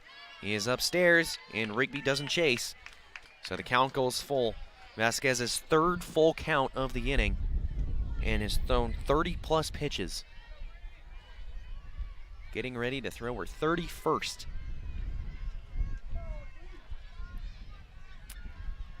The full count pitch is ball 4 up high. So Vasquez will walk the bases loaded. What's been a rough half inning so far for the Iowa ace. So the bases are juiced. Tying run stands at first. Go-ahead run is now at the plate. Looks like we're going to have a runner. As Coach Rich Calvert comes out now to talk to the umpire. Yep, we're going to have a runner over at first base. And it's Michaela Rice. Michaela Rice definitely one of the fastest players on this Drake team. Michaela Rice, who's serving as our flex today, starting in center, but she'll come in and run. 9 of 11 on stolen bases this season, but she's standing at first base, so the stolen base is out of question as the bases are loaded. So bases juiced, 2 away as Mandy Gardner's out there talking to Vasquez. Go-ahead run is at the plate, and Addie Leiter. Leiter, who is 0 for 2, but has 3 home runs on the season, 2nd most on the team. 0 for 2 today, but over the weekend went 3 for 12 against Bradley with a double and a pair of RBIs. Today she's been retired on a couple of balls put in the air. A pop-up into shallow center field where Roman came nearly onto the infield to make the catch, and a fly out to deep left field to Klosterman down the line. The wind has died down quite a bit now. but it still has its gusts. So Vasquez back into the circle, and the pitch is an off-speed that catches the bottom part of the zone. Strike one. I thought that looked a little bit low, but a nice frame job behind the plate from Doster. So the count is 0-1 to the Drake first baseman. And she chases upstairs for strike two. We've been seeing Vasquez put a lot of pitches up near the eyes of the Drake batters. Rigby, just a batter ago, wasn't chasing, but Leiter does. And we'll see if Vasquez puts this pitch in the exact same spot. The 0-2 is upstairs and swung on and missed. Exact same spot. So Vasquez strikes out the side, but surrounds it with 3 walks. So Drake comes up scoreless, and they strand the bases loaded in the bottom of the 5th. After 5 complete, Hawkeyes lead at 5-2. You're listening to Iowa Softball on the Hawkeye Radio Network. Hi, Hawkeye fans. My name is Denali. And I'm Briley, and we're members of your Iowa Hawkeye softball team. Our team is striving to be number 1. And that's why we trust our vehicles to Iowa City Tire and Service, the #1 automotive shop in Iowa City. Where service actually comes first. Iowa City Tire and Service, where their customers become friends because they treat you like family. Find them at 410 Kirkwood Avenue or online at ictire.com. Proud sponsors of Hawkeye Softball. We all love a good win. Catching up with friends, saving money at the pump, soaking up the perfect Iowa day, sitting down to a really, really good meal. These are the everyday delights that make us smile. These are the moments that connect us all as Iowans. And these are the wins that, more often than not, start with Iowa's farm families and the crop they're growing. Because when corn grows Iowa, Iowans win. Learn more about how to share your own wins at iowacorn.org/IowansWin. To the 6th we go as Iowa leads at 5-2. And Briley Klosterman is going to lead things off for the Hawkeyes. Klosterman, again, I've said this time and time again, a streaky player who gets in hot and cold stretches, but she's in one of her hot stretches right now. 2 for 2 today as it drove in the first run of the game for the Hawkeyes way back in the 2nd inning on a double into the left center field gap. Is also singled on a ground ball into center. Hawkeyes 5 runs on 10 hits. As Klosterman takes ball 1 from Bedsworth. As we head to the 6th inning, Hawkeyes lead it, and when the Hawkeyes are leading after 5, they are 18-2 on the season. As here's a pop fly that's going to stay on the infield. Couple of players converging, and Koenig, the third baseman, is going to come in, call everyone off, and catch the pop fly. Batting next for the Hawkeyes, second baseman number 17.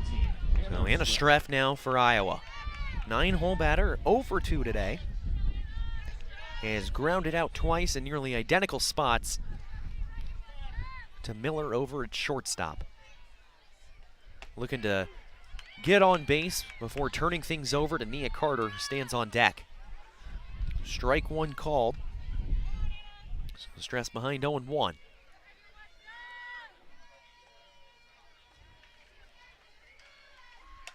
As here's a foul ball over the netting. And Streff is behind 0-2.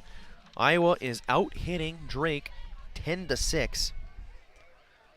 And when the Hawkeyes out-hit their opponents this season, they are 22-2.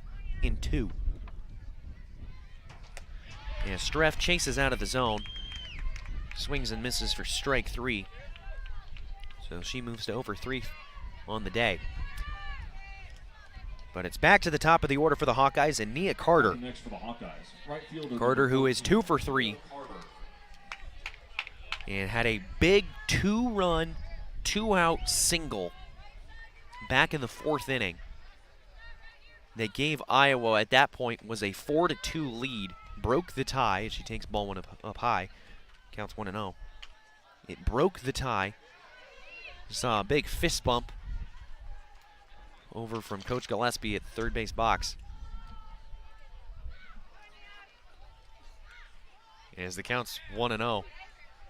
And this is a strike that catches the outside corner. Carter doesn't like the call, hangs her head just a little bit. As it looks like the press box is now putting up the case for how many times Drake pitchers have struck out Hawkeye batters. Is the 1-1. He's outside. They're just now doing it. This is what the confusion is about. It happened right over my head. It scared me the first time.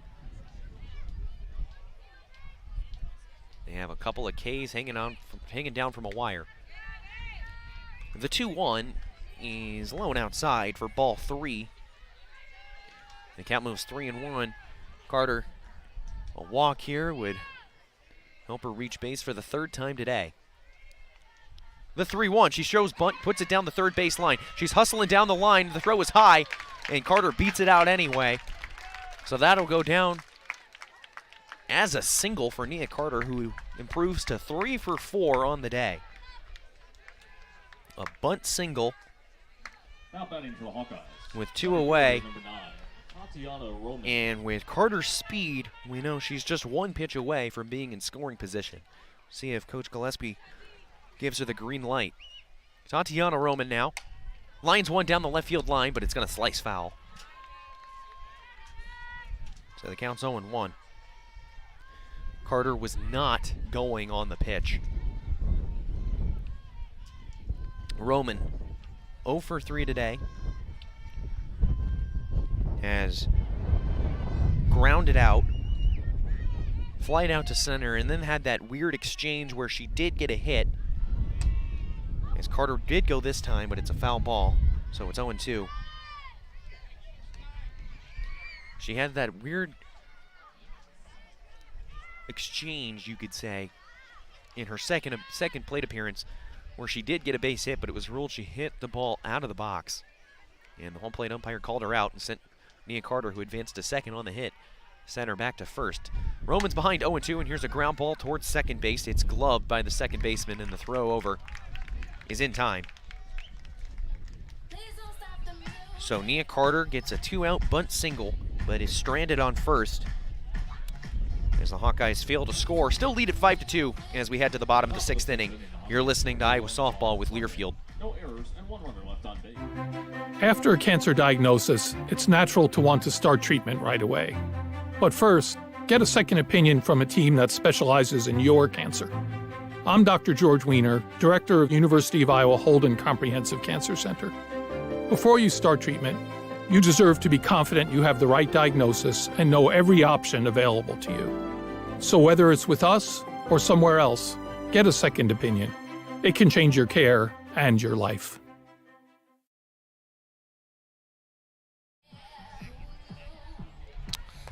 We head to the bottom of the 6th inning. Hawkeyes lead at 5-2. Brianna Vasquez is still in the circle after throwing 30-plus pitches last inning. She struck out the side, but also walked 3 Bulldogs to go along with it. So a very, very busy, very long half inning for Vasquez.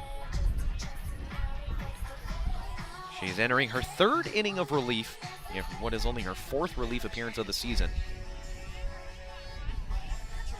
She's gonna...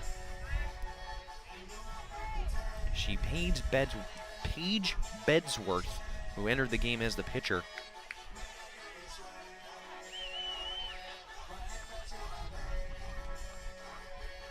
Leading off the 6th inning for the Drake Bulldogs, pitcher number 22, Paige Bedsworth.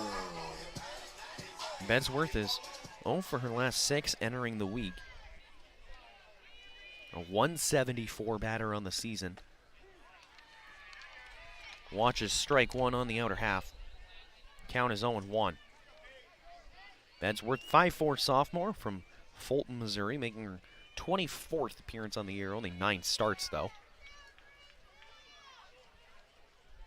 Is behind 0-1 to Vasquez. And Vasquez yanks one up high. So we continue to see Vasquez continue to miss upstairs.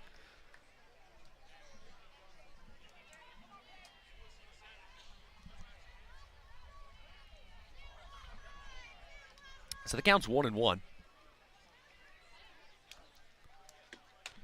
And this one's fouled off and back into the street. And the count is 1 ball and 2 strikes. Vasquez 1 pitch from getting her 4th straight batter out via the strikeout, and what would be her 5th strikeout of the game.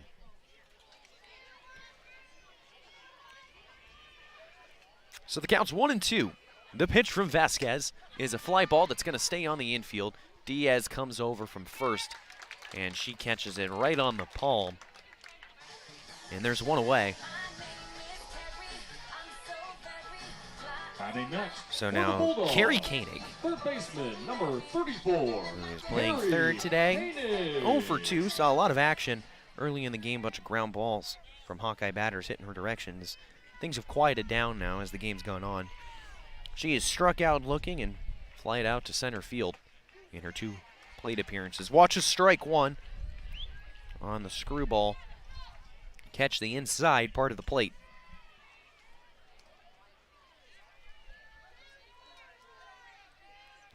Defense playing shallow, at least in the outfield. Infield's pretty straight up. Normal depth and everything. Ball 1 misses high. That one's not as high as the other pitches we've seen Vasquez miss by, but that's more of what we've seen earlier in the game, where umpires just not calling anything that's around the letters. Umpire's been consistent all game long, sometimes reaches a little bit on the lower pitches, but has been consistent all day. Calls strike 2 as a curveball passes over the heart of the plate. 1 ball and 2 strikes to Carrie Koenig, the Bulldog third baseman.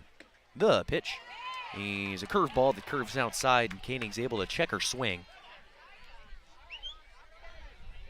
So count moves to 2-2. Looking over to my right, and the Hawkeye fans along in the first base bleachers. Here's a fly ball into right center field. It's going back. It's at the wall. Roman's there, but it hits off the tip of her glove off the warning track. And that is a 1-out double for Carrie Koenig, and Drake has a runner in scoring position.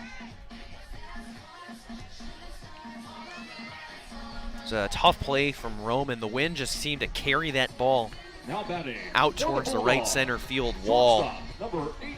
And Roman really just didn't have a play on it. Roman and Carter were both there, but it was a very difficult catch, and I think it just hit off the tip of her glove.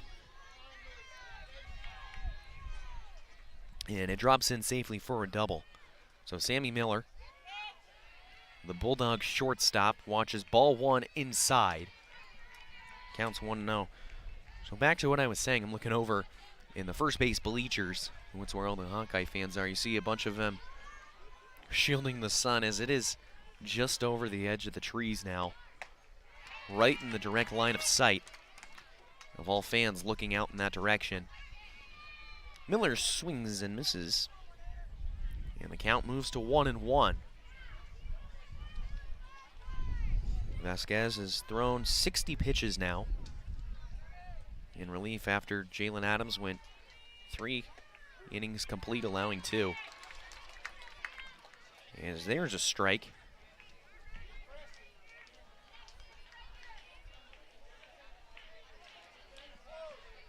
So the count is 1 ball and 2 strikes. A little hesitation on my part because scoreboard had it listed as 2-1. Wanted to make sure I wasn't wrong. The count's 1-2, and here's a hard ground ball back up the middle. Koenig's going to round third and puts the brakes on as a strong throw came in from Roman. It was cut off by Diaz, so that holds Miller to first base. But back-to-back 1-out hits. Runners on the corners as Drake goes back to the top of the order with Lehman.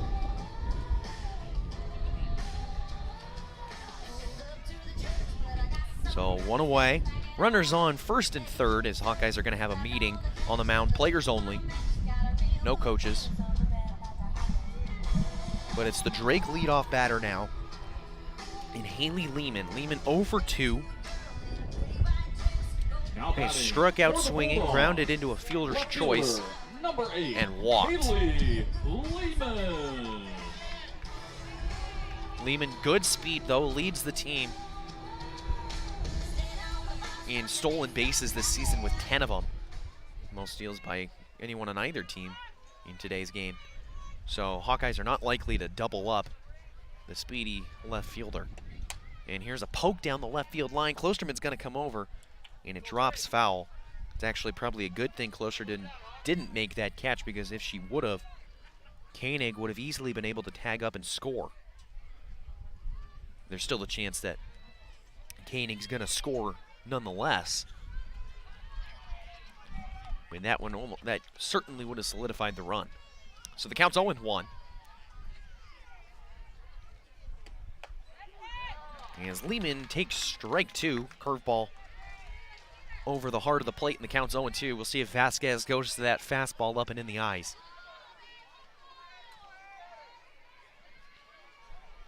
Oh, 0-2. Hawkeyes lead it 5-2. Drake, runner on the corners with one away. Tying run is at the plate. The 0-2 just misses outside. Doster, who is set up outside.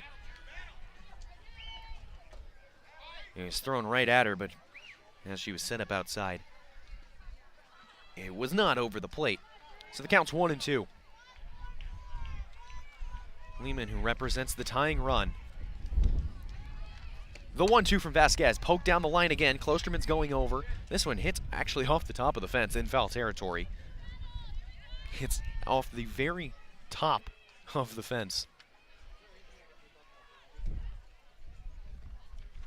But bounded back into play. So the count's still 1-2. Lehman, no home runs on the season, so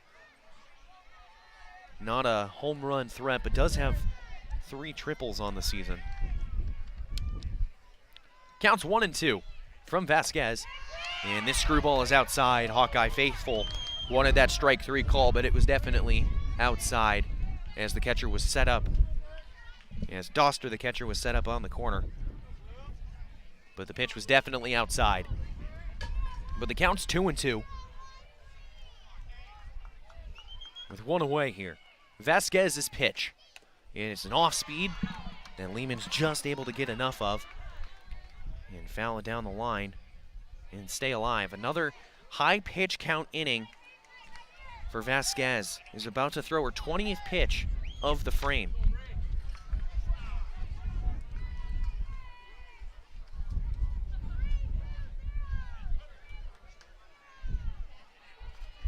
So the count is 2 balls and 2 strikes. The pitch from Vasquez is fouled off once more. So we're going to do it all over again.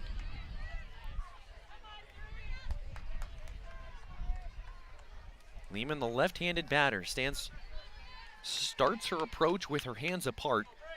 Just barely puts them back together in time by the time she would make contact. Left-handed batter with an open stance takes the slap approach. Gets back into the box. Vasquez takes the sign into the motion and the pitch. And here's a pop fly that's going to stay on the infield. Doster's coming on, and she does not make the play. And this is going to take a lot of convincing here. So this pop fly stayed on the infield. It started in fair territory. Doster, the catcher, went out to make the catch, whiffed on it, but the ball had so much spin that it spun back foul. And the hesitation, we were waiting for the umpire to determine if Doster had touched it with the tip of her glove, because if she had touched it, she was in fair territory.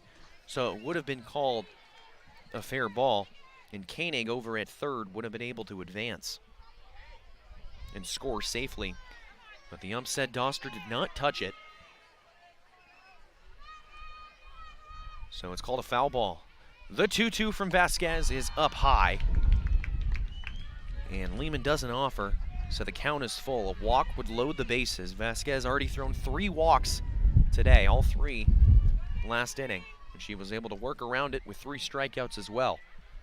Strikeout here would be huge for the Iowa ace.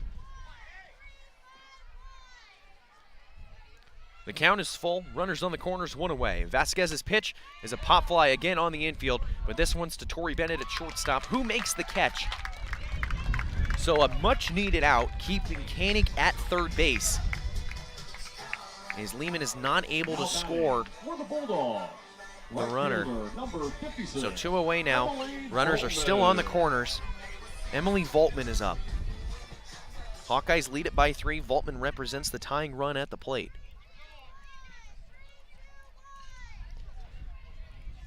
Voltman 2 for 3. Vasquez into the motion in the pitch. A ground ball to Streff over at second. It's hard. She knocks it down. Goes to make the tag, but she misses it. Our base umpire says there was no tag applied. Streff went for the tag on the runner advancing between first and second. And now Coach Gillespie is going to come out and talk to our home plate umpire. And the umpires are going to go and meet. They're going to have a meeting now. We might actually be going to review. I saw the umpire make his signal where he would put a headset on, and we are going to an official review. I wish there was a way for me to see it, but I do not have access to the screen, so we're just gonna have to wait for the umpire's call. So if it is in fact no tag was applied, the run will have scored, Koenig from third, to make it a 5-3 game. However, if the tag was applied, that's the third out, and the Hawkeyes are able to get out of the inning. Umpires down the third baseline, down underneath a tent. This is the first time we've seen this year.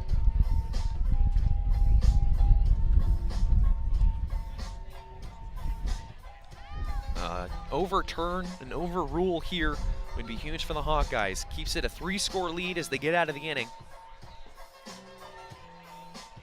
It was a ground ball to Streff at second. It was hit hard off the bat of Voltman. And Streff bobbled it. It would probably most likely go down as an error. You'd have to imagine. I don't think it would go down as a failed fielder's choice. It would probably go down as an error. But Streff knocked it down, recovered, and went for the tag.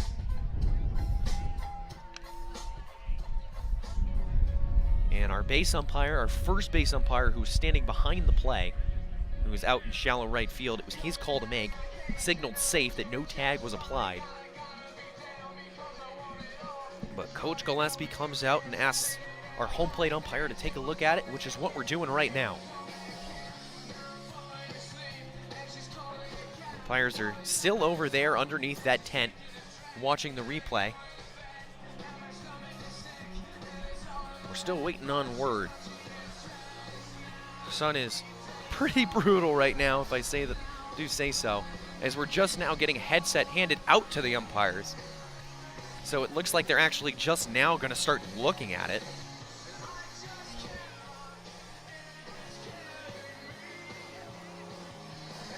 So after what's been a bit of a delay, it's going to take even longer as the umpires just now get their first looks at it.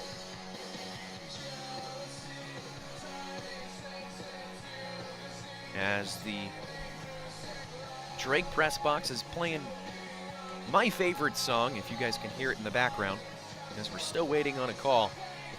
Out in left center field, you got kids who just couldn't care less about the game. They're out there having fun, doing cartwheels. I see some somersaults.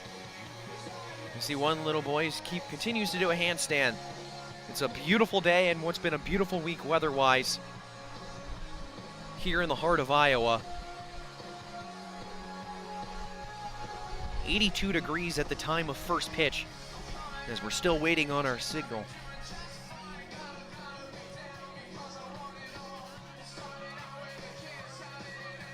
Right now it's 78 degrees. And what started as 17-mile-an-hour winds are now only 14 miles an hour. So still a strong breeze pointed out towards right. But right now we're looking down the left field line, and of course it's right into the sun. We're looking down the left field line, which is where that tent is. As we're looking, awaiting that signal after this umpire's review.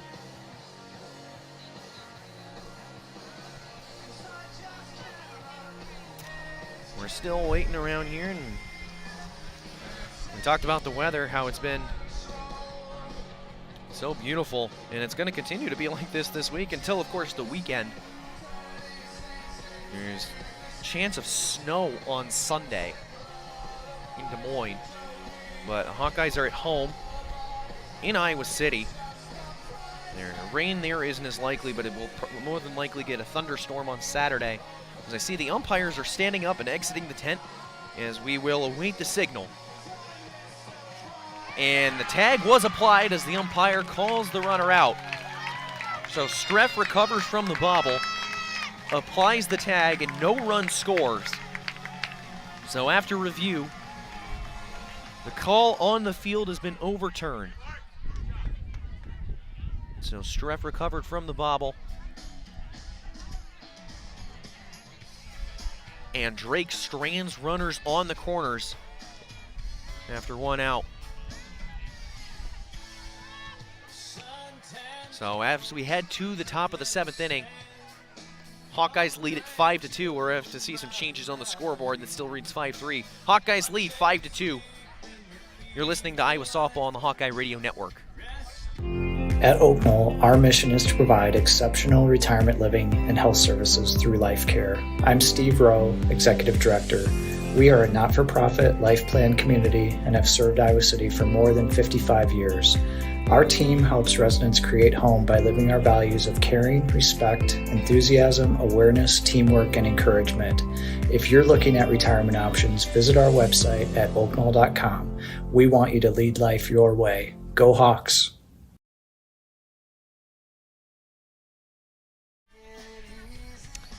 We head to the top of the 7th inning. Hawkeyes lead at 5-2. Tori Bennett's going to lead it off in the 7th for the Hawkeyes. After Drake threatened in the bottom of the 6th inning. Had runners on the corners with one out after back-to-back hits, a double and a single. And Brianna Vasquez got a pop fly on the infield for the 2nd out. And then we had that whole debacle on which we just had with a ground ball to Streff at 2nd base, who bobbled it, went for the tag. Was called safe on the field. Was the Drake runner, so that means a run would have scored, but Coach Gillespie challenges it. And after review, it was called that Streff did, in fact, get glove on body, and a tag was applied, so the run does not count. And the score remains 5-2. So Tori Bennett takes ball 1 and takes ball 2 up high.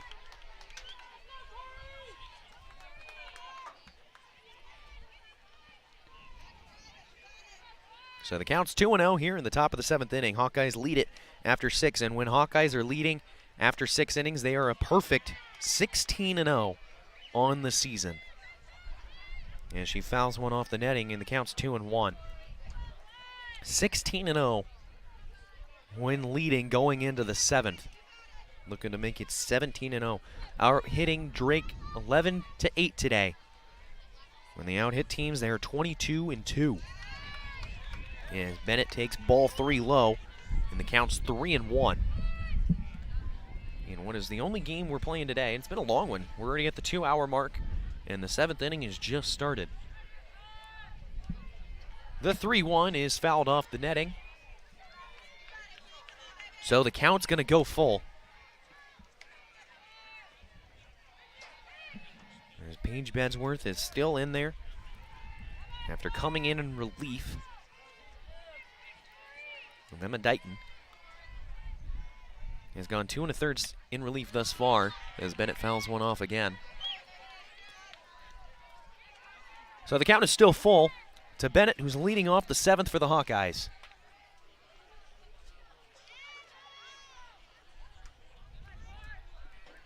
Drake playing at a pull everywhere, infield and the outfield.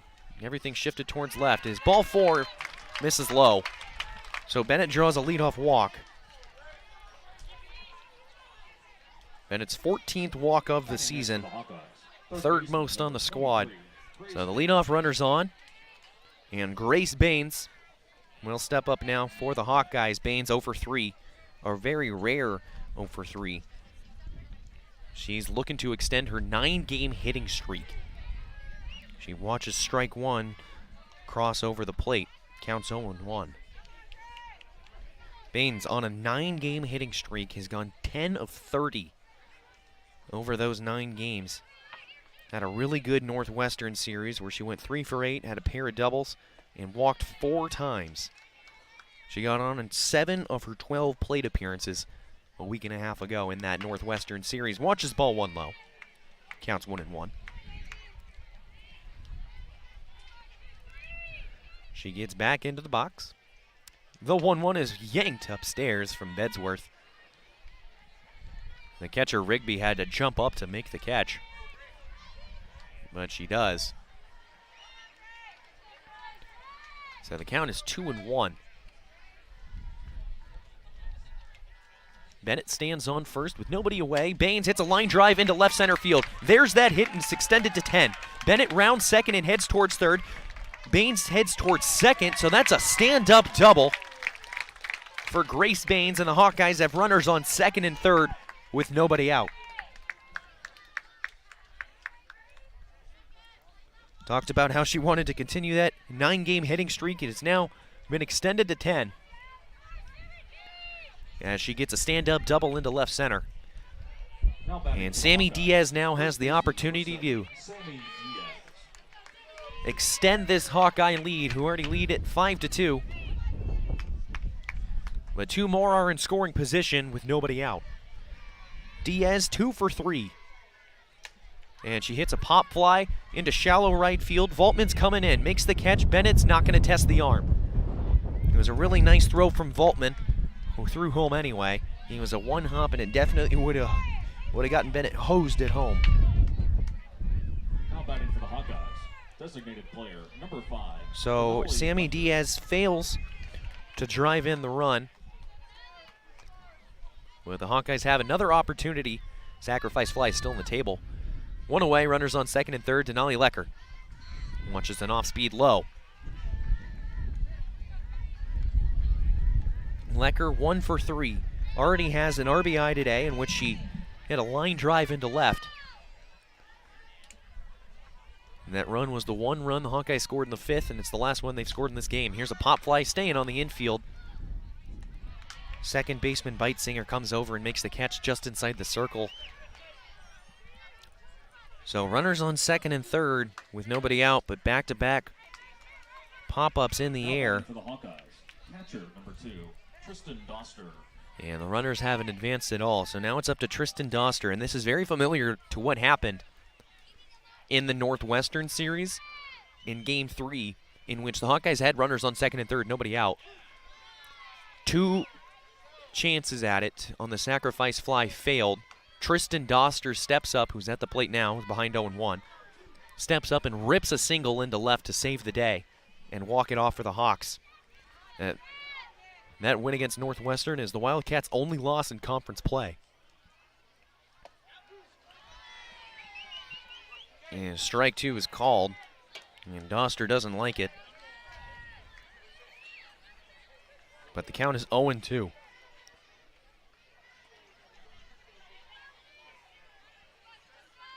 Doster gets back in, shows her 2-strike approach, shows bunt, pulls back, and doesn't chase up high. So the count's 1-2 to the Hawkeye catcher. Doster, who has caught 14 straight gains for the Hawkeyes, including this one. He's behind 1-2. The pitch is a curveball that curves outside to even the count. So, it's my favorite saying to say, guys, deuces are wild. 2 balls, 2 strikes, 2 outs, 2 on. And this time it's even better. Number 2 is at the plate. The pitch is up high.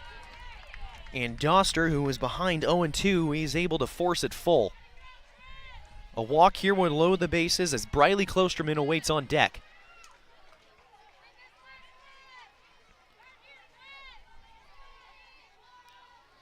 Full count pitch is fouled off the netting, and we'll do it all over again.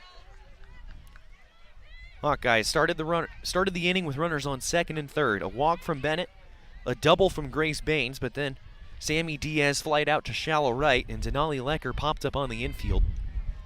So the Hawkeyes down to their last chance to push across these 2. The full count pitch is a fly ball into left field. It's down the line, back and at the wall. Left fielder makes the catch in foul territory, does Lehman. So the Hawkeyes get runners on second and third with nobody out. But Bennett and Baines are stranded after 3 consecutive fly balls. So Iowa's not able to extend the lead. As we head to the bottom of the 7th inning and Drake's last chance, Iowa leads at 5-2. You're listening to Iowa Softball on the Hawkeye Radio Network. Hi, Hawkeye fans. My name is Denali. And I'm Briley, and we're members of your Iowa Hawkeye softball team. Our team is striving to be number 1. And that's why we trust our vehicles to Iowa City Tire and Service, the #1 automotive shop in Iowa City. Where service actually comes first. Iowa City Tire and Service, where their customers become friends because they treat you like family. Find them at 410 Kirkwood Avenue or online at ictire.com. Proud sponsors of Hawkeye Softball. Bottom of the 7th. Bulldogs down to their last chance. And Denali Lecker is going to come in for the Hawkeyes and try and pitch this final frame. So Brianna Vasquez's day is done. Vasquez goes 3 innings, no runs allowed, strikes out 4, but also walks 3. So Denali Lecker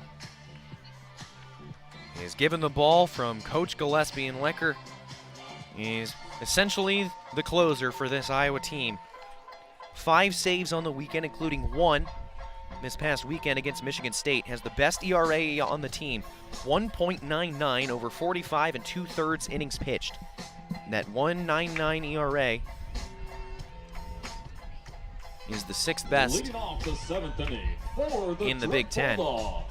Designated player number 16, Emma Dighton.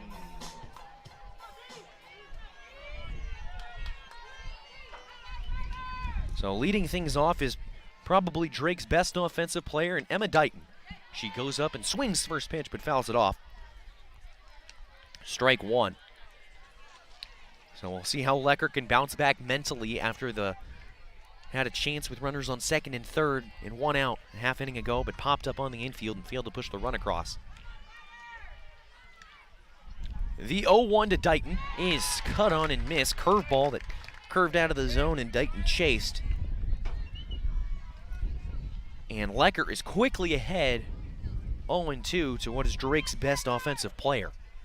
Dighton started this game as the pitcher for Drake, but was chased out in the 4th inning.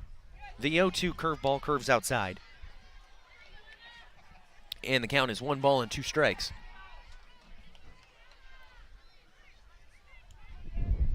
Drake cannot tie this game with 1 swing. Gotta get some runners on the bases first.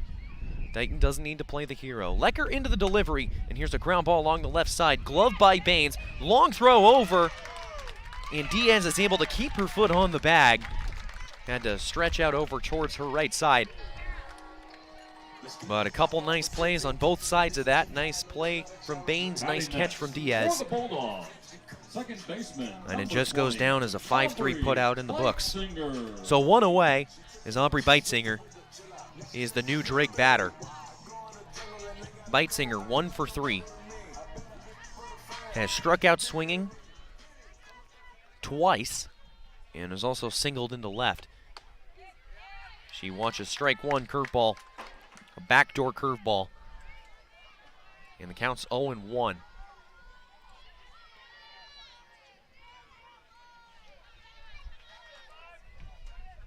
Hawkeyes looking to win game 1 of the only game we're playing here. Is swung on and missed from Beitzinger. And the count's 0-2. Only game we're playing as this was a makeup from last week after it was rained out. The first of the 3 in-state games Iowa's going to play. Only time they're on the road, though. Get to host Iowa State and the Panthers when they come to town. And here's a line drive, and that is gloved by Streff. Makes a nice and easy catch. Ranging to her right just a little bit, but there is 2 away. And Drake is down to their final out, and it's the catcher, number 25, Skylar Rigby. Skylar Rigby. Rigby is 0 for 2. Has grounded out, struck out looking, and walked. That backwards K came in a very crucial point. Drake had 2 runners on with 2 outs. And here's a ground ball. Baines is going to go over, cut it in front of Diaz, and the throw over is in time for the 3rd and final out. And that's going to be it. Hawkeyes win it by a final score of 5-2, and Iowa has won their 5th straight game. Advanced to 26-15 on the season. We're going to take a quick break, and then we'll be right back for our post-game coverage. You're listening to Iowa Softball with Learfield. After a cancer diagnosis, it's natural to want to start treatment right away. But first, get a second opinion from a team that specializes in your cancer. I'm Dr. George Weiner, Director of University of Iowa Holden Comprehensive Cancer Center. Before you start treatment, you deserve to be confident you have the right diagnosis and know every option available to you. So whether it's with us or somewhere else, get a second opinion. It can change your care and your life. Hi, Hawkeye fans. My name is Denali. And I'm Briley, and we're members of your Iowa Hawkeye softball team. Our team is striving to be number one. And that's why we trust our vehicles to Iowa City Tire and Service, the #1 automotive shop in Iowa City, where service actually comes first. Iowa City Tire and Service, where their customers become friends because they treat you like family. Find them at 410 Kirkwood Avenue or online at ictire.com. Proud sponsors of Hawkeye softball. We all love a good win. Catching up with friends, saving money at the pump, soaking up the perfect Iowa day, sitting down to a really, really good meal. These are the everyday delights that make us smile. These are the moments that connect us all as Iowans. And these are the wins that, more often than not, start with Iowa's farm families and the crop they're growing. Because when corn grows Iowa, Iowans win. Learn more about how to share your own wins at iowacorn.org/IowansWin. At Oak Knoll, our mission is to provide exceptional retirement living and health services through life care. I'm Steve Rowe, Executive Director. We are a not-for-profit life plan community and have served Iowa City for more than 55 years. Our team helps residents create home by living our values of caring, respect, enthusiasm, awareness, teamwork, and encouragement. If you're looking at retirement options, visit our website at oakknoll.com. We want you to lead life your way. Go Hawks! And we're back for our post-game coverage as the Iowa Hawkeyes win on their in-state road trip against the Drake Bulldogs. Final score 5-2. And it'll go down in the books as a comeback victory for the Hawkeyes after they trailed 2-1 at one point in the game. So we'll quickly summarize how things happened again. Hawkeyes took a 1-0 lead in the top of the second inning after a pair of two-out doubles from Tristan Doster and Briley Klosterman. Hawkeyes took the 1-0 lead, but then Drake was able to tie things and then take the lead themselves in the bottom of the third. It was Emily Voltman and Emma Dighton both had an RBI in that inning to plate Lehman and Voltman. So the Hawkeyes trailed 2-1 entering the fourth, but they weren't losing for long as Iowa was able to push 3 across in the visiting half of the fourth inning. The big spot was from Nia Carter. The game was tied, and Nia Carter comes up with 2 outs and runners on second and third, and she rips a single into right field. A 2-run, 2-out single. They gave the Hawkeyes a 4-2 lead at the time. Denali Lecker extended the Hawkeye lead to 5-2. Of a RBI single into left field. And speaking of Denali Lecker, she's going to get the save in this game, her 6th save of the season. She went 1 inning and didn't allow, nothing happened. Nobody reached base, no hits, no walks. Didn't strike anyone out either. It was just go in, and she just took care of business. 3 up, 3 down. Jalen Adams got the start for the Hawkeyes in the circle. She went 3 innings, allowed 2 runs on 5 hits, striking out 4. Brianna Vasquez came in relief. Brianna Vasquez came in relief to start the 4th inning, only her 4th relief appearance on the season. She went 3 innings, allowed no runs on 3 hits. She'll get the win. Struck out 4, but there was always a lot of activity on the base paths.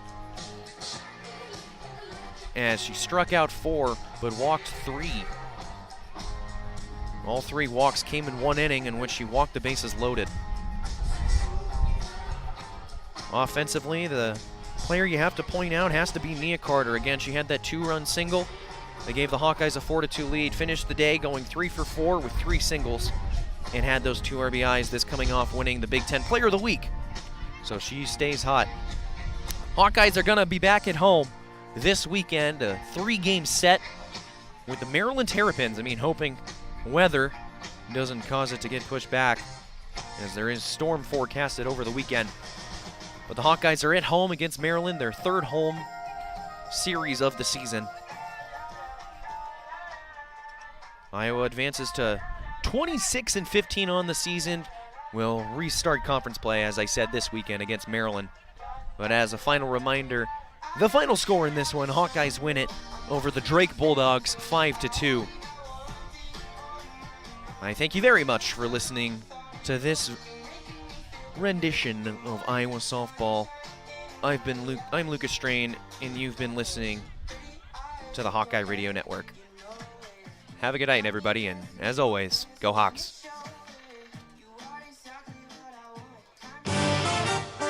Iowa Hawkeye Softball has been brought to you by Homewood and Home 2 Suites, preferred hotel of the Hawkeye Radio Network. Iowa's corn farmers of the Iowa Corn Growers Association and the Iowa Corn Promotion Board. When corn grows Iowa, Iowans win. Oak Knoll, an active life care community. University of Iowa Healthcare, changing medicine, changing lives. Wimmer's Meats, the official hot dog of the Hawkeyes. And by Iowa City Tire and Service, a proud supporter of Hawkeye softball. Iowa City Tire, where service actually comes first. The preceding has been a Learfield presentation on the Hawkeye Sports Network.